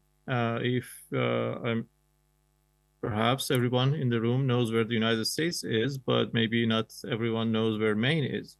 So Maine is a coastal state, as you see in the top right, to the northeast of the United States. Maine is a relatively small state. It only has about 1.5 million people, residents. It has as you see, there's a long coastal area. And in addition, Maine is very much forested. Maine has always been very proud of some of its products, as you see here, lobsters. So Maine is one of the most famous places to have good lobsters, and especially my own favorite lobster rolls. If you ever come to Maine, I highly suggest that you try lobster rolls in Maine. It's much easier to eat lobsters in this form. On the other hand, Maine is also one of the largest producers of blueberries. So blueberries are kind of a signature agricultural product in Maine. As I said, Maine is also famous for its forests. Maine is actually the most forested state in the United States. We have about 89% of our land covered in forest, and we are #1 in nation, as I said. From that 89%, almost 90% is actually private land. So as you see, forests are very important to the daily lives of people in Maine. If you look at the sales that are related to paper only, and annually about $2 billion every year. And you look at jobs in Maine, only about 0.43% of all jobs in Maine are related to paper industry. This might seem a small number, but if you compare this with the average national average, see that it's much higher than the national average. So Maine has some interesting and beautiful scenery too, as you see here. This is the coastal Maine, how it looks like. It's rocky like this. We have a view of from the top of Cadillac Mountain, which is in Acadia National Park that you see here. So beautiful scenery and everything. But in addition to these beautiful sceneries that are actually very attracting to tourists coming to Maine for ecotourism, in fact, Maine attracts more than 40 million people a year coming to visit. So it's an interesting data to look at. But in addition to the beautiful sceneries that you see here, we have a lot of forest, as you see, and also we have a lot of water. So now that's a good segue to what I am actually talking about, the material that is actually exactly that. It is fiber in water. And from what I can tell you here,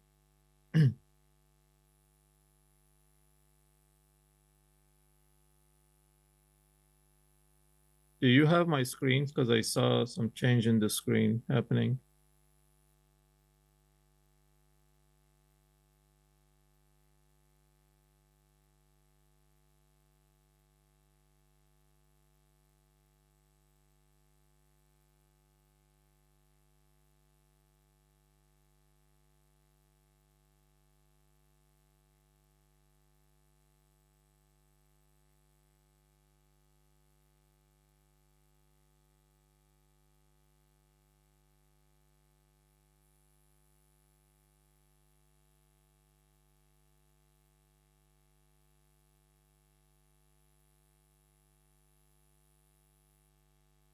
Information to make sure that you see my screen.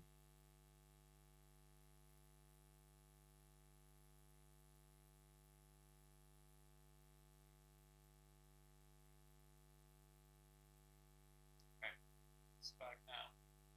I continue.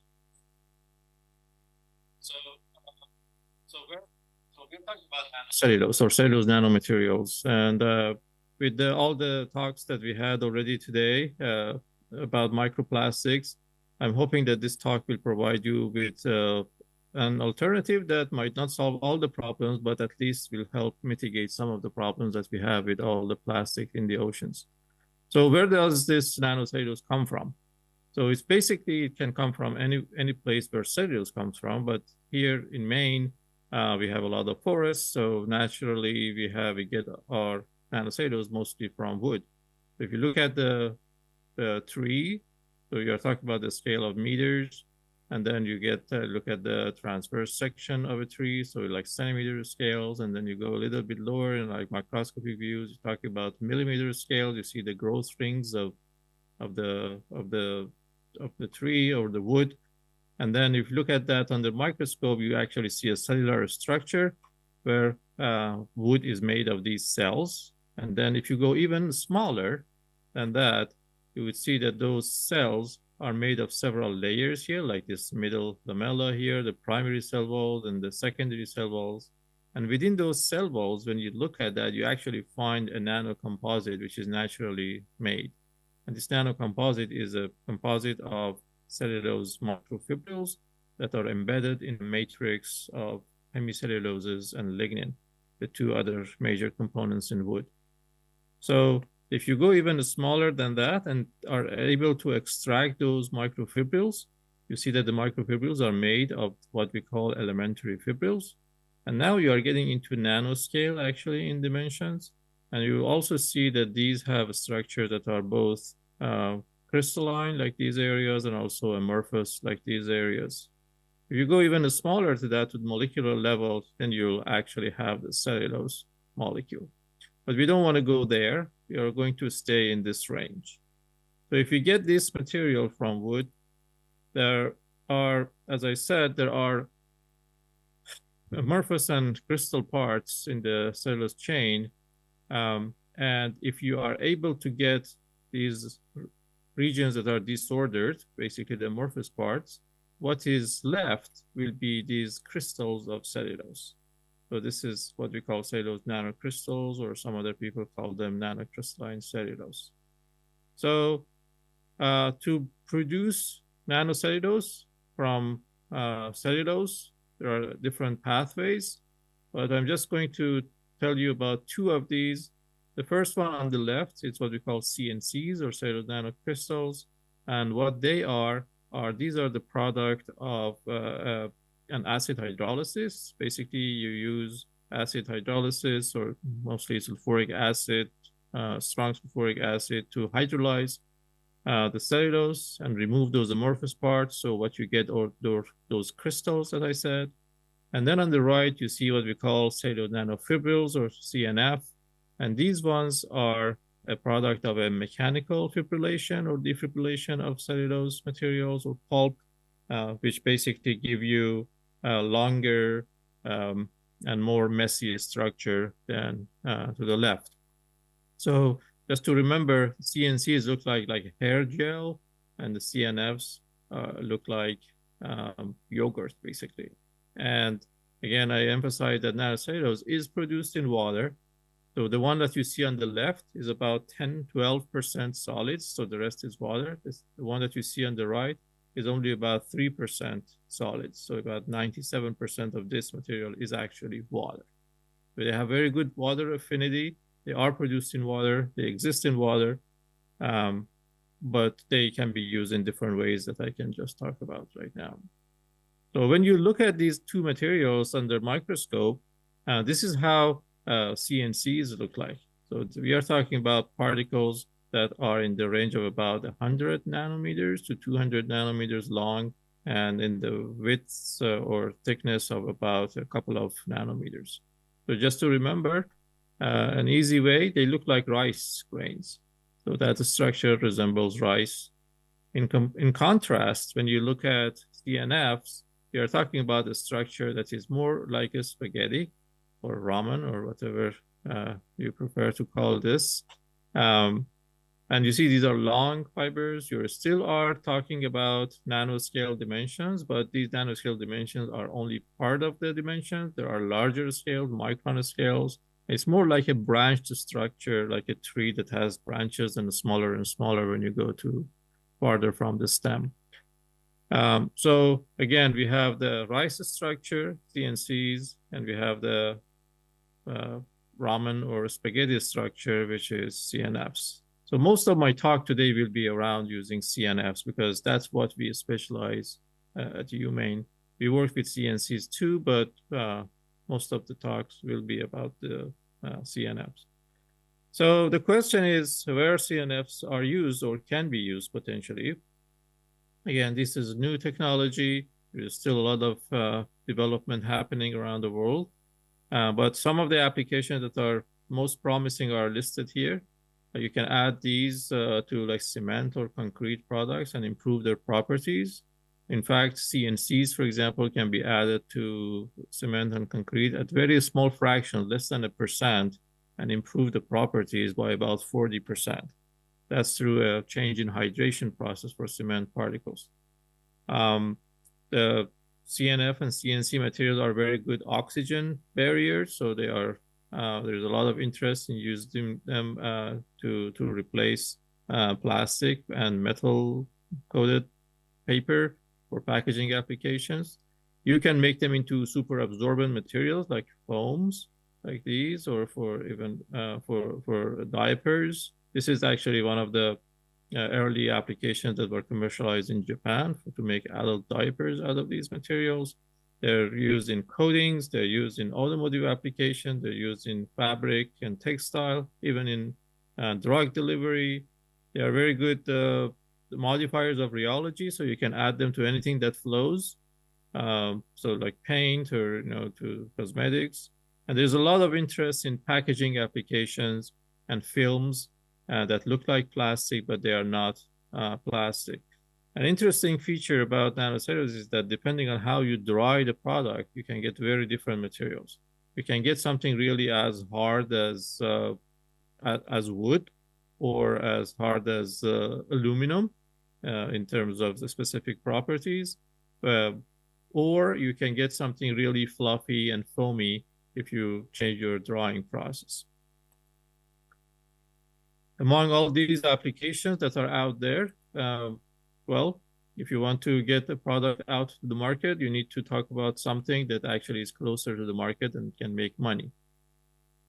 So with that introduction, and the fact that for any new material that comes to the market, there are two options. One is to force it into something that it can't do and naturally fail, or to basically take advantage of what it can naturally do and go that way. Perhaps one of the philosophies in my research lab is to do this. I don't want to change things. I just want to take advantage of what they can naturally do. It's an easier way to handle things, and it normally gets results faster. So I direct a laboratory called Laboratory of Renewable Nanomaterials at the School of Forest Resources here at the University of Maine. And my research direction here is, as I said, look at what CNF can do naturally, I do not want to dry the material unless I really have to, because many of the properties that you get in these nanoscale materials is because of their nanoscale. But when you dry them, you lose the nanoscale dimensions. So in the way that I look at these, I don't want to dry them unless they are actually in the final product. So that helps me maintain the nanoscale in the final product. And I'm focusing on larger volume and lower value products so that this can be actually moved, because this is something that the main wants, because we traditionally used and produce a lot of pulp and paper, but there's not much market for that anymore. So that's the area I'm looking at. And again, for anything that goes into this lower value product and high volume, you need to make it cheaper. So that's another way I'm trying to do that. So I'm going to give you a story of how I got into something that has relation to plastics and why I'm talking here about. This might not be directly related to the topic, but it's the story behind where we are. So a few years ago, back in 2014, we had an idea that CNF, or cellular nanofibrils, can actually be used as an adhesive. In many compressed panels that are made, like particle board or fiber board, that are made of wood, there is a resin that is used, and that resin is normally like a urea formaldehyde or a phenyl formaldehyde, a formaldehyde-based resin, which is not good to use because of formaldehyde emissions and everything. So we had an idea that perhaps CNF could be used as a replacement for the adhesive. We wrote a grant, and the grant agency got back to me back in 2014 and said, this is a good idea, but how on earth are you going to remove all that water from the system? Because it would be very expensive to just evaporate that much water. So I honestly did not know the answer. So I go to my lab and I try mixing some of my CNF, as you see here, in 3% solids with some wood particles. And in fact, if you take the CNF and it's at 3% solid, it's so solid-like, and you can hold it in your hand. But if you try to squeeze the water out of it, you can't, because there's a lot of hydrogen bonding capability there, a lot of water retention ability. So it tenaciously holds onto water molecules. You can't really squeeze any water out of it if you compress on it. But when you mix it with the wood particles, you actually see that magic happens automatically. Through a process that now we have a name for, it's called contact dewatering, we are able to remove a substantial amount of water in a matter of seconds. I have a short video here to show you, and I just go through this quickly to tell you what I mean. So this is a CNF material that I put in a plastic bag. So basically I'm pressing on it to see if I can remove the water from it. Right? But you see, it is not possible. This water is still with the particles. Here I am mixing the CNF material, the same amount of CNF with some wood particles. These are, as you see, larger wood particles. And I'm trying to do the same thing and basically squeeze the water out. If you look carefully, you see that there is a little bit of a separation of water here, but that's not substantial. If I change the wood particles to a smaller wood particle, basically increasing the surface area of the wood particles, then something interesting happens. And if I just do the same thing, so the same amount of wood particles, the same amount of nanocellulose, and now if I do the pressing here, you will see that here is where the magic happens. And you see that clear water is separating from the mix. So this process that we now call contact dewatering enables us to do a lot of things. In addition, during that process, you deposit that nanostructure of cellulose on the surface of whatever it is being used for dewatering. So you see this is the surface of wood particle. This is the surface of wood particle after it is dipped into that structure. And this is the magnification of the same thing. See that the whole surface is covered with this. And these nanostructures have a very good affinity with themselves, so they can bond to each other, so they can act as a glue. So this idea was taken into the lab, and this is the very first panel that we made that was like 3 by 3 feet. This So basically you mix the two materials together and then just do a compression to get the water out. And this, for example, this mat that we had here had about 64 pounds of water in it. But when you press on it, you can remove about 35 pounds of that water out in a matter of seconds, which helps a lot with the total LCA of the process. We challenged ourselves a few months later, and we actually made a 4 by 8 feet panel. As you see, this is by far the largest particle board panel that is made with CNF as a binder for this in the lab back in 2016. We developed that idea into other products. So these are like wallboard panels. If I don't know if it is common in Sri Lanka, but in the United States, a lot of houses use gypsum board, which is this product here, as the cover on the interior cover on the walls. Gypsum board is made by sandwiching basically a core of gypsum between two pieces of paper. And we did a similar thing, but in this product, basically there is no gypsum. There's only this wood fiber composite in the middle. And we looked at the properties. We were able to get properties better than wallboard. And also we looked at the fire resistance. We were able to do some chemical modification and get fire resistance similar to the gypsum board. On the other hand, we always knew that CNF, a thin coating of CNF or LCNF, which is a similar formulation to that, but it still has lignin, is a very good grease barrier. In fact, TAPI has, which is a technical association for pulp and paper technology, has a kit system to measure the grease barrier. And on the scale of 1 to 12, 1 being lowest and 12 being the highest grease resistance, nanocellulose coatings or structures or films offer a kit number of 12. So that's the highest number possible. So this gives you a lot of incentive to replace PFAS. So forever chemical we were just talking about in the previous talk. These are added to molded fiber and single-use food serving products and those things to impart grease and water barrier. So this example here, we just made a simple shape in the lab with regular paper, like office printer paper, and a layer of CNF on top. And you see that this is just vegetable oil we put in there. And this particular sample was in my office for about 6 months. There was no leaking of the oil through it.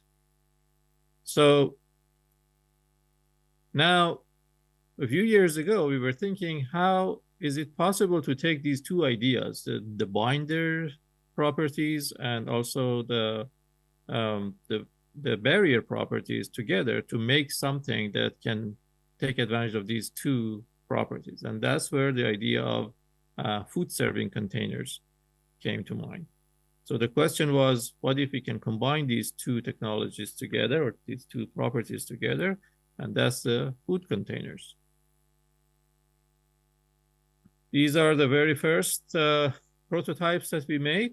So these are basically made by producing a thin layer of that composite panel that you saw with a thin layer of CNF on the surface so that you can have that grease resistance on the surface. So, in the lab, you just do some deposition, you get 2-layer deposition, and you can make these sheets as I showed you. We looked at the properties. The mechanical properties are great. We looked even, so the grease barrier is always great, so you don't worry about that one. Water resistance is something that we worked on. So if you look at this, this is the commercial PFAS containing food serving container. So you see here, and our best formulation is very close. Basically, there's no statistical difference between them over the time. So we assume that you hold your plate in your hand for 30 minutes or so and wanted to see how much water goes through that. and we were able to get very close to the PFAS container material. We looked at the mechanical properties of the materials that we made compared to the commercial container after they became wet. And as you see, that we were able to get to the same mechanical properties at the commercial container. Again, I emphasize that the commercial container contains PFAS, whereas our material does not. So we have been able to scale up the production of these molded systems. So this is a keyfill machine that we have. It's basically a thermoforming machine that is made to make molded fiber or single-use paper-based materials for packaging. So this is the forming section, and then there is a cold press, and then you have a hot press, and then you get your final product. This all happens in a few seconds. And these are examples of the first things that we made. And I have a picture here that shows the effectiveness of the CNF layer for to prevent oil. So if you put a drop of oil here on the side that is not coated, compared to the side that is coated, you see that there is nothing goes through this, but oil goes through the uncoated section. CNFs, you can make them into, so that was a coating application, but you can make them into freestanding films. So these are just pure freestanding films. So as you see, these films look like plastic. You see that there are these are different grades of CNF, depending on what we call fines content. And so the smaller the particles are, the more transparent the structure will become. Talking about barrier properties, I have just this table from one of our publications back in 2017 that lists some of the data that is out there in the literature. For example, when you look at the oxygen permeability values, you see that like this carboxymethylated CNF has a very low oxygen permeability. Carboxylated CNFs have higher than that. The normal one that we just talked about, this is what we call CMF, so microfibers is also called, because it's a mixture of nano and micro. So these are in the range of 35 to 43. And if you compare these with the best oxygen barrier polymers that are out there, like EVOH, so that's in the range of 1 to 10. So some of these are even better. And the normal ones are also good, comparable. And if you compare them with like polypropylene or polyethylene, you see that there is no oxygen barrier resistant to these materials, that these plastics that are mostly found as microplastics or even PET. So if you put a thin layer of this material on PET, you can actually make PET water oxygen resistant. These materials are not water resistant, so water permeability is actually high. So to go around that, we normally do a lamination with other materials. So not everything is about barrier. As I said, nanocellulose can be used to do other things. You can make foams. This is a foam structure that we produced, a prototype, as you see here. This is basically to replace a styrofoam packaging, and we call it wood packet. And it's basically done through a microwave irradiation process. So we have a slurry of materials, and we just boil it in a closed container that is permeable. So water evaporates, and then you get the shape that you want. This is my replica wine bottle to show that it is possible to make something that takes the shape of the final product. This is another example where this type of material can help replace plastics, because some plastics are used in rigid plastics for secondary containers. This is a patented technology we call cellubound. This is a laminated structure made of just paper and that are bonded with nanocellulose. So this is the cross section of that. This is 27 layers of paper on top of each other, but you don't see any layering here because they are all merged together using nanocellulose as binder. So that's another example. And we also all going through recently into a foam forming process, which uses basically a foam forming process that was developed some years ago in Finland using surfactants to make a low density foam that again can replace styrofoam packaging. So going back to my box that I showed you, I just wanted to emphasize that to do all these things, we didn't really go far. We didn't do any chemical modifications. We didn't do anything else. And we found the solutions from inside the box. I want to conclude my talk with just a table that I put together quickly to show you some of the differences and similarities between a CNF film and a PE or polyethylene film. And I just want to emphasize here that my main point here is to see how similar and how different these two are, and give you some idea to think about where these can be used so that you can reduce the amount of plastic that goes into the oceans. So first of all, not all materials that are new can be processed the same way as previous materials.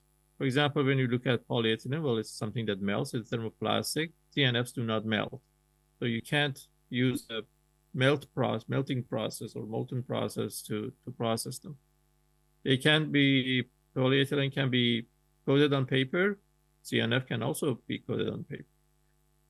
Polyethylene is very bad oxygen barrier. CNF is an excellent oxygen barrier. On the other hand, polyethylene is a very good moisture barrier, but CNF is a poor oxygen barrier. In terms of source, petroleum-based for polyethylene, this is fully bio-based. It can come from wood, plants, anything that grows and produces cellulose, even bacteria. This polyethylene can be extruded when it is hot. Well, this one cannot be extruded when it is hot, but it can be extruded when it is wet. So similar process, but in a different way. Polyethylene can be thermoformed. This can't be thermoformed, but it can be hydroformed. So basically when it is wet, you can form it and then you dry it and you can shape it. Even if it is made into a film, you can re-wet it, you can shape it, and then it holds the shape. Polyethylene, you can do heat sealing for that. This doesn't heat seal, but it can do wet sealing. So you can make it wet and it can seal to itself. Both of these are good grease barriers. The difference is that here we'll see in the recyclability later on. And you look at the appearance, polyethylene is quite transparent. Depending on what grade you are using, you normally have a translucent material here, but it can be made transparent just by changing the sizes of the particles. In terms of mechanical properties, as you see here, you're talking about something that's much stronger than normal plastics. So you're talking about 30 megapascal for, let's say, tensile strength compared to about 100 megapascals for these materials, and the modulus is about 5 or 7 times as much. So that tells you that for many applications, you might actually need to make much thinner films so that you can get to the same resistance or force that is needed for a product. In terms of recycling, of course, plastics are technically recyclable, but we know that, again, the previous speaker mentioned that only about 9% of plastics are recycled. This material can actually go through paper recycling process. And paper is actually 50% globally recycled. So it's much better condition than plastics. And in terms of biodegradability, PE is not, but CNF is. So it's a good thing, we think about reducing things as much as possible, but even if you get something out of control and it gets into the ocean, then it gets biodegraded. But this is basically coming from wood. It's just like natural material. Our nature knows how to handle natural materials. So that, I assume, was the last slide that I had. I just wanted to thank my lab members, whoever helped with this research over the past 10 or 11 years, and also thank my funding agencies that's listed above that made all this research possible. And that's where I stop. Thank you very much for your attention.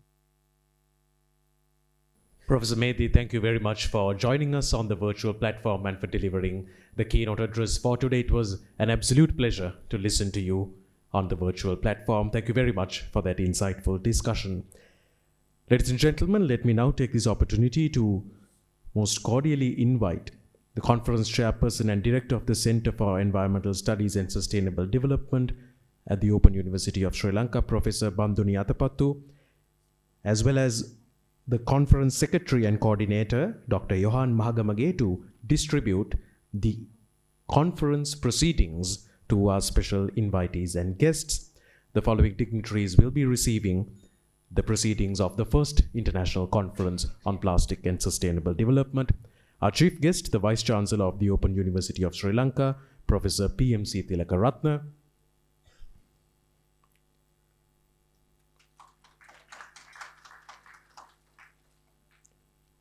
A representative from the Ministry of Environment of Sri Lanka, Dr. Adil Bakir, the guest of honor, Professor Mettika Vitanage, our keynote speaker for today,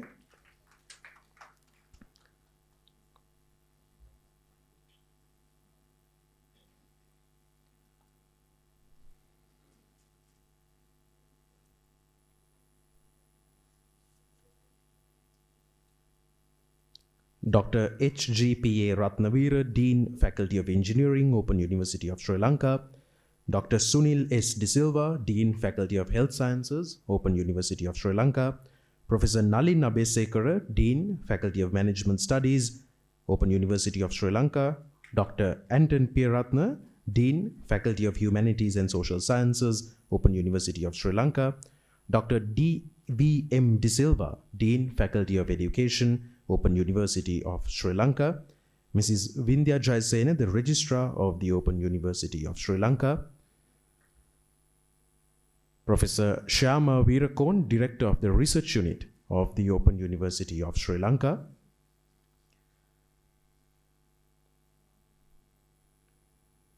and of course our conference co-chairpersons, Professor Ajit Alvis from the University of Moratuwa, Conference co-chairperson, Professor Jagat Manatunga from the University of Moratuwa, Conference co-chairperson, Professor Turney Pradeep Kumar from the University of Ruhuna, Conference co-chairperson, Professor W.A.R.T.W. Bandara from the University of Kelaniya, a representative from our sponsors, the Turtle Conservation Project, MAS Foundation for Change, Commercial Bank and SDB Bank. If you could also come forward to receive the proceedings.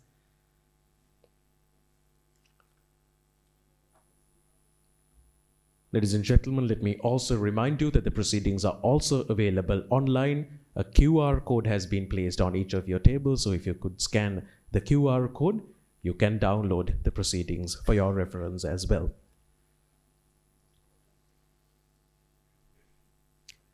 On that note, ladies and gentlemen, slowly yet steadily, we have come to the conclusion of today's proceedings.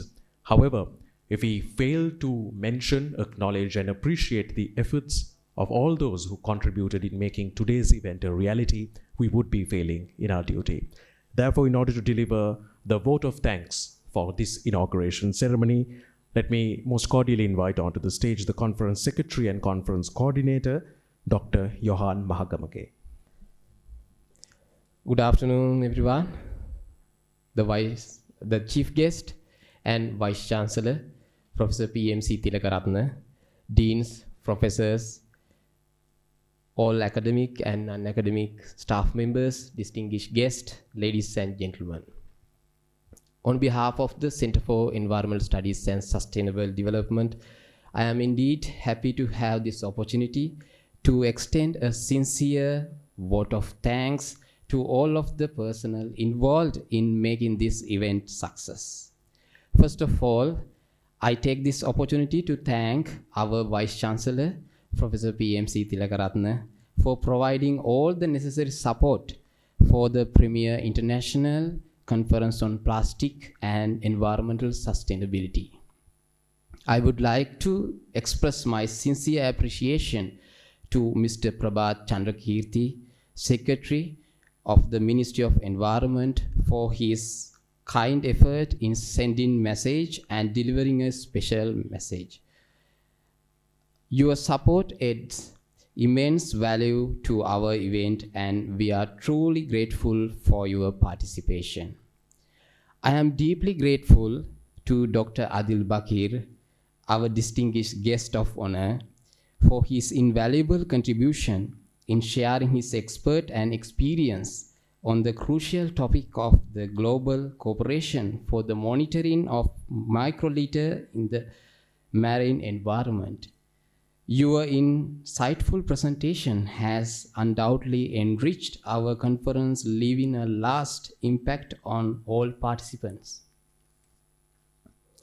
Professor Mettika Vitanage and Professor Mehdi Tajweed, thank you very much for you sharing your knowledge and experience with those who are gathered here today physically and virtually. Director Research, Professor Shama Veerakon, we are ever so grateful to you for your support provided to us from the inception of this conference.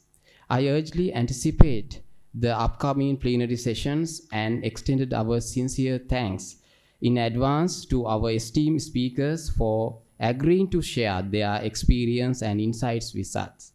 Your participation promises to enrich the conference and inspire all attendees. A special thanks goes to the authors who submitted research papers and shared their novel findings.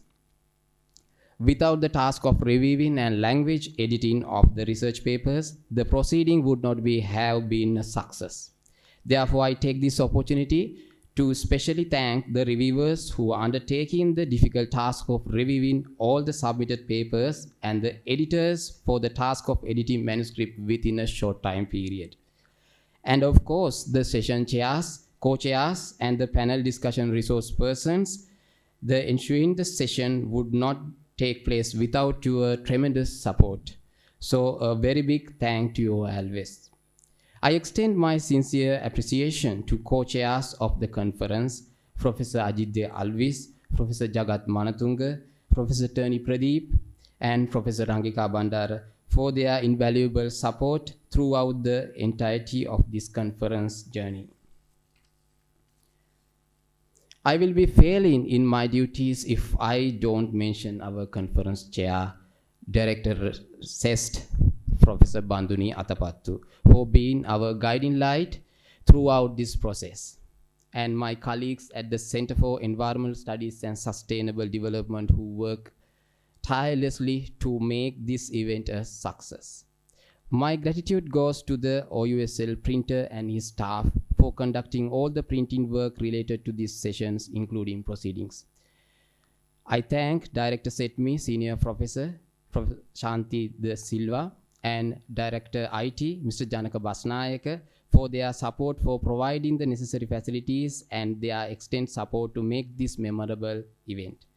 I also want to thank the Assistant Director CRC, Ms. Vindhya Angammana, and her staff for their invaluable contribution in enhancing the occasion with their meticulous arrangements. We extend our heartfelt gratitude to our esteemed sponsors, Turtle Conservation Project, Ecosphere Resilience Research Center, Commercial Bank, MAS Foundation for Change, SDB Bank.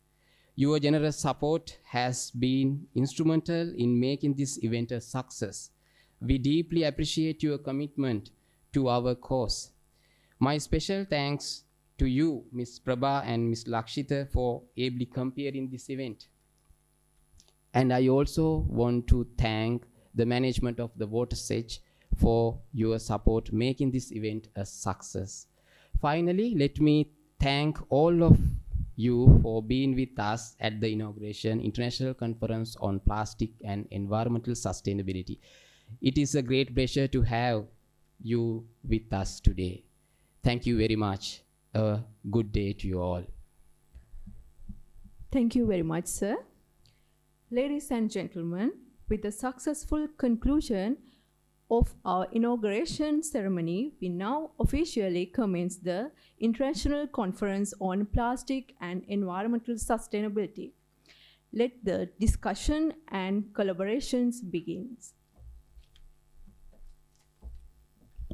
Thank you very much once again, ladies and gentlemen, for being a part of this inauguration ceremony. The technical sessions will commence at the Open University of Sri Lanka. We hope that the 2 days of conference of the first International Conference on Plastics and Sustainable Development will be a fruitful and a very productive discussion which will undoubtedly enrich the research into this critical and crucial issue. Thank you very much once again, ladies and gentlemen. Enjoy the rest of the day. Have a pleasant day. Thank you.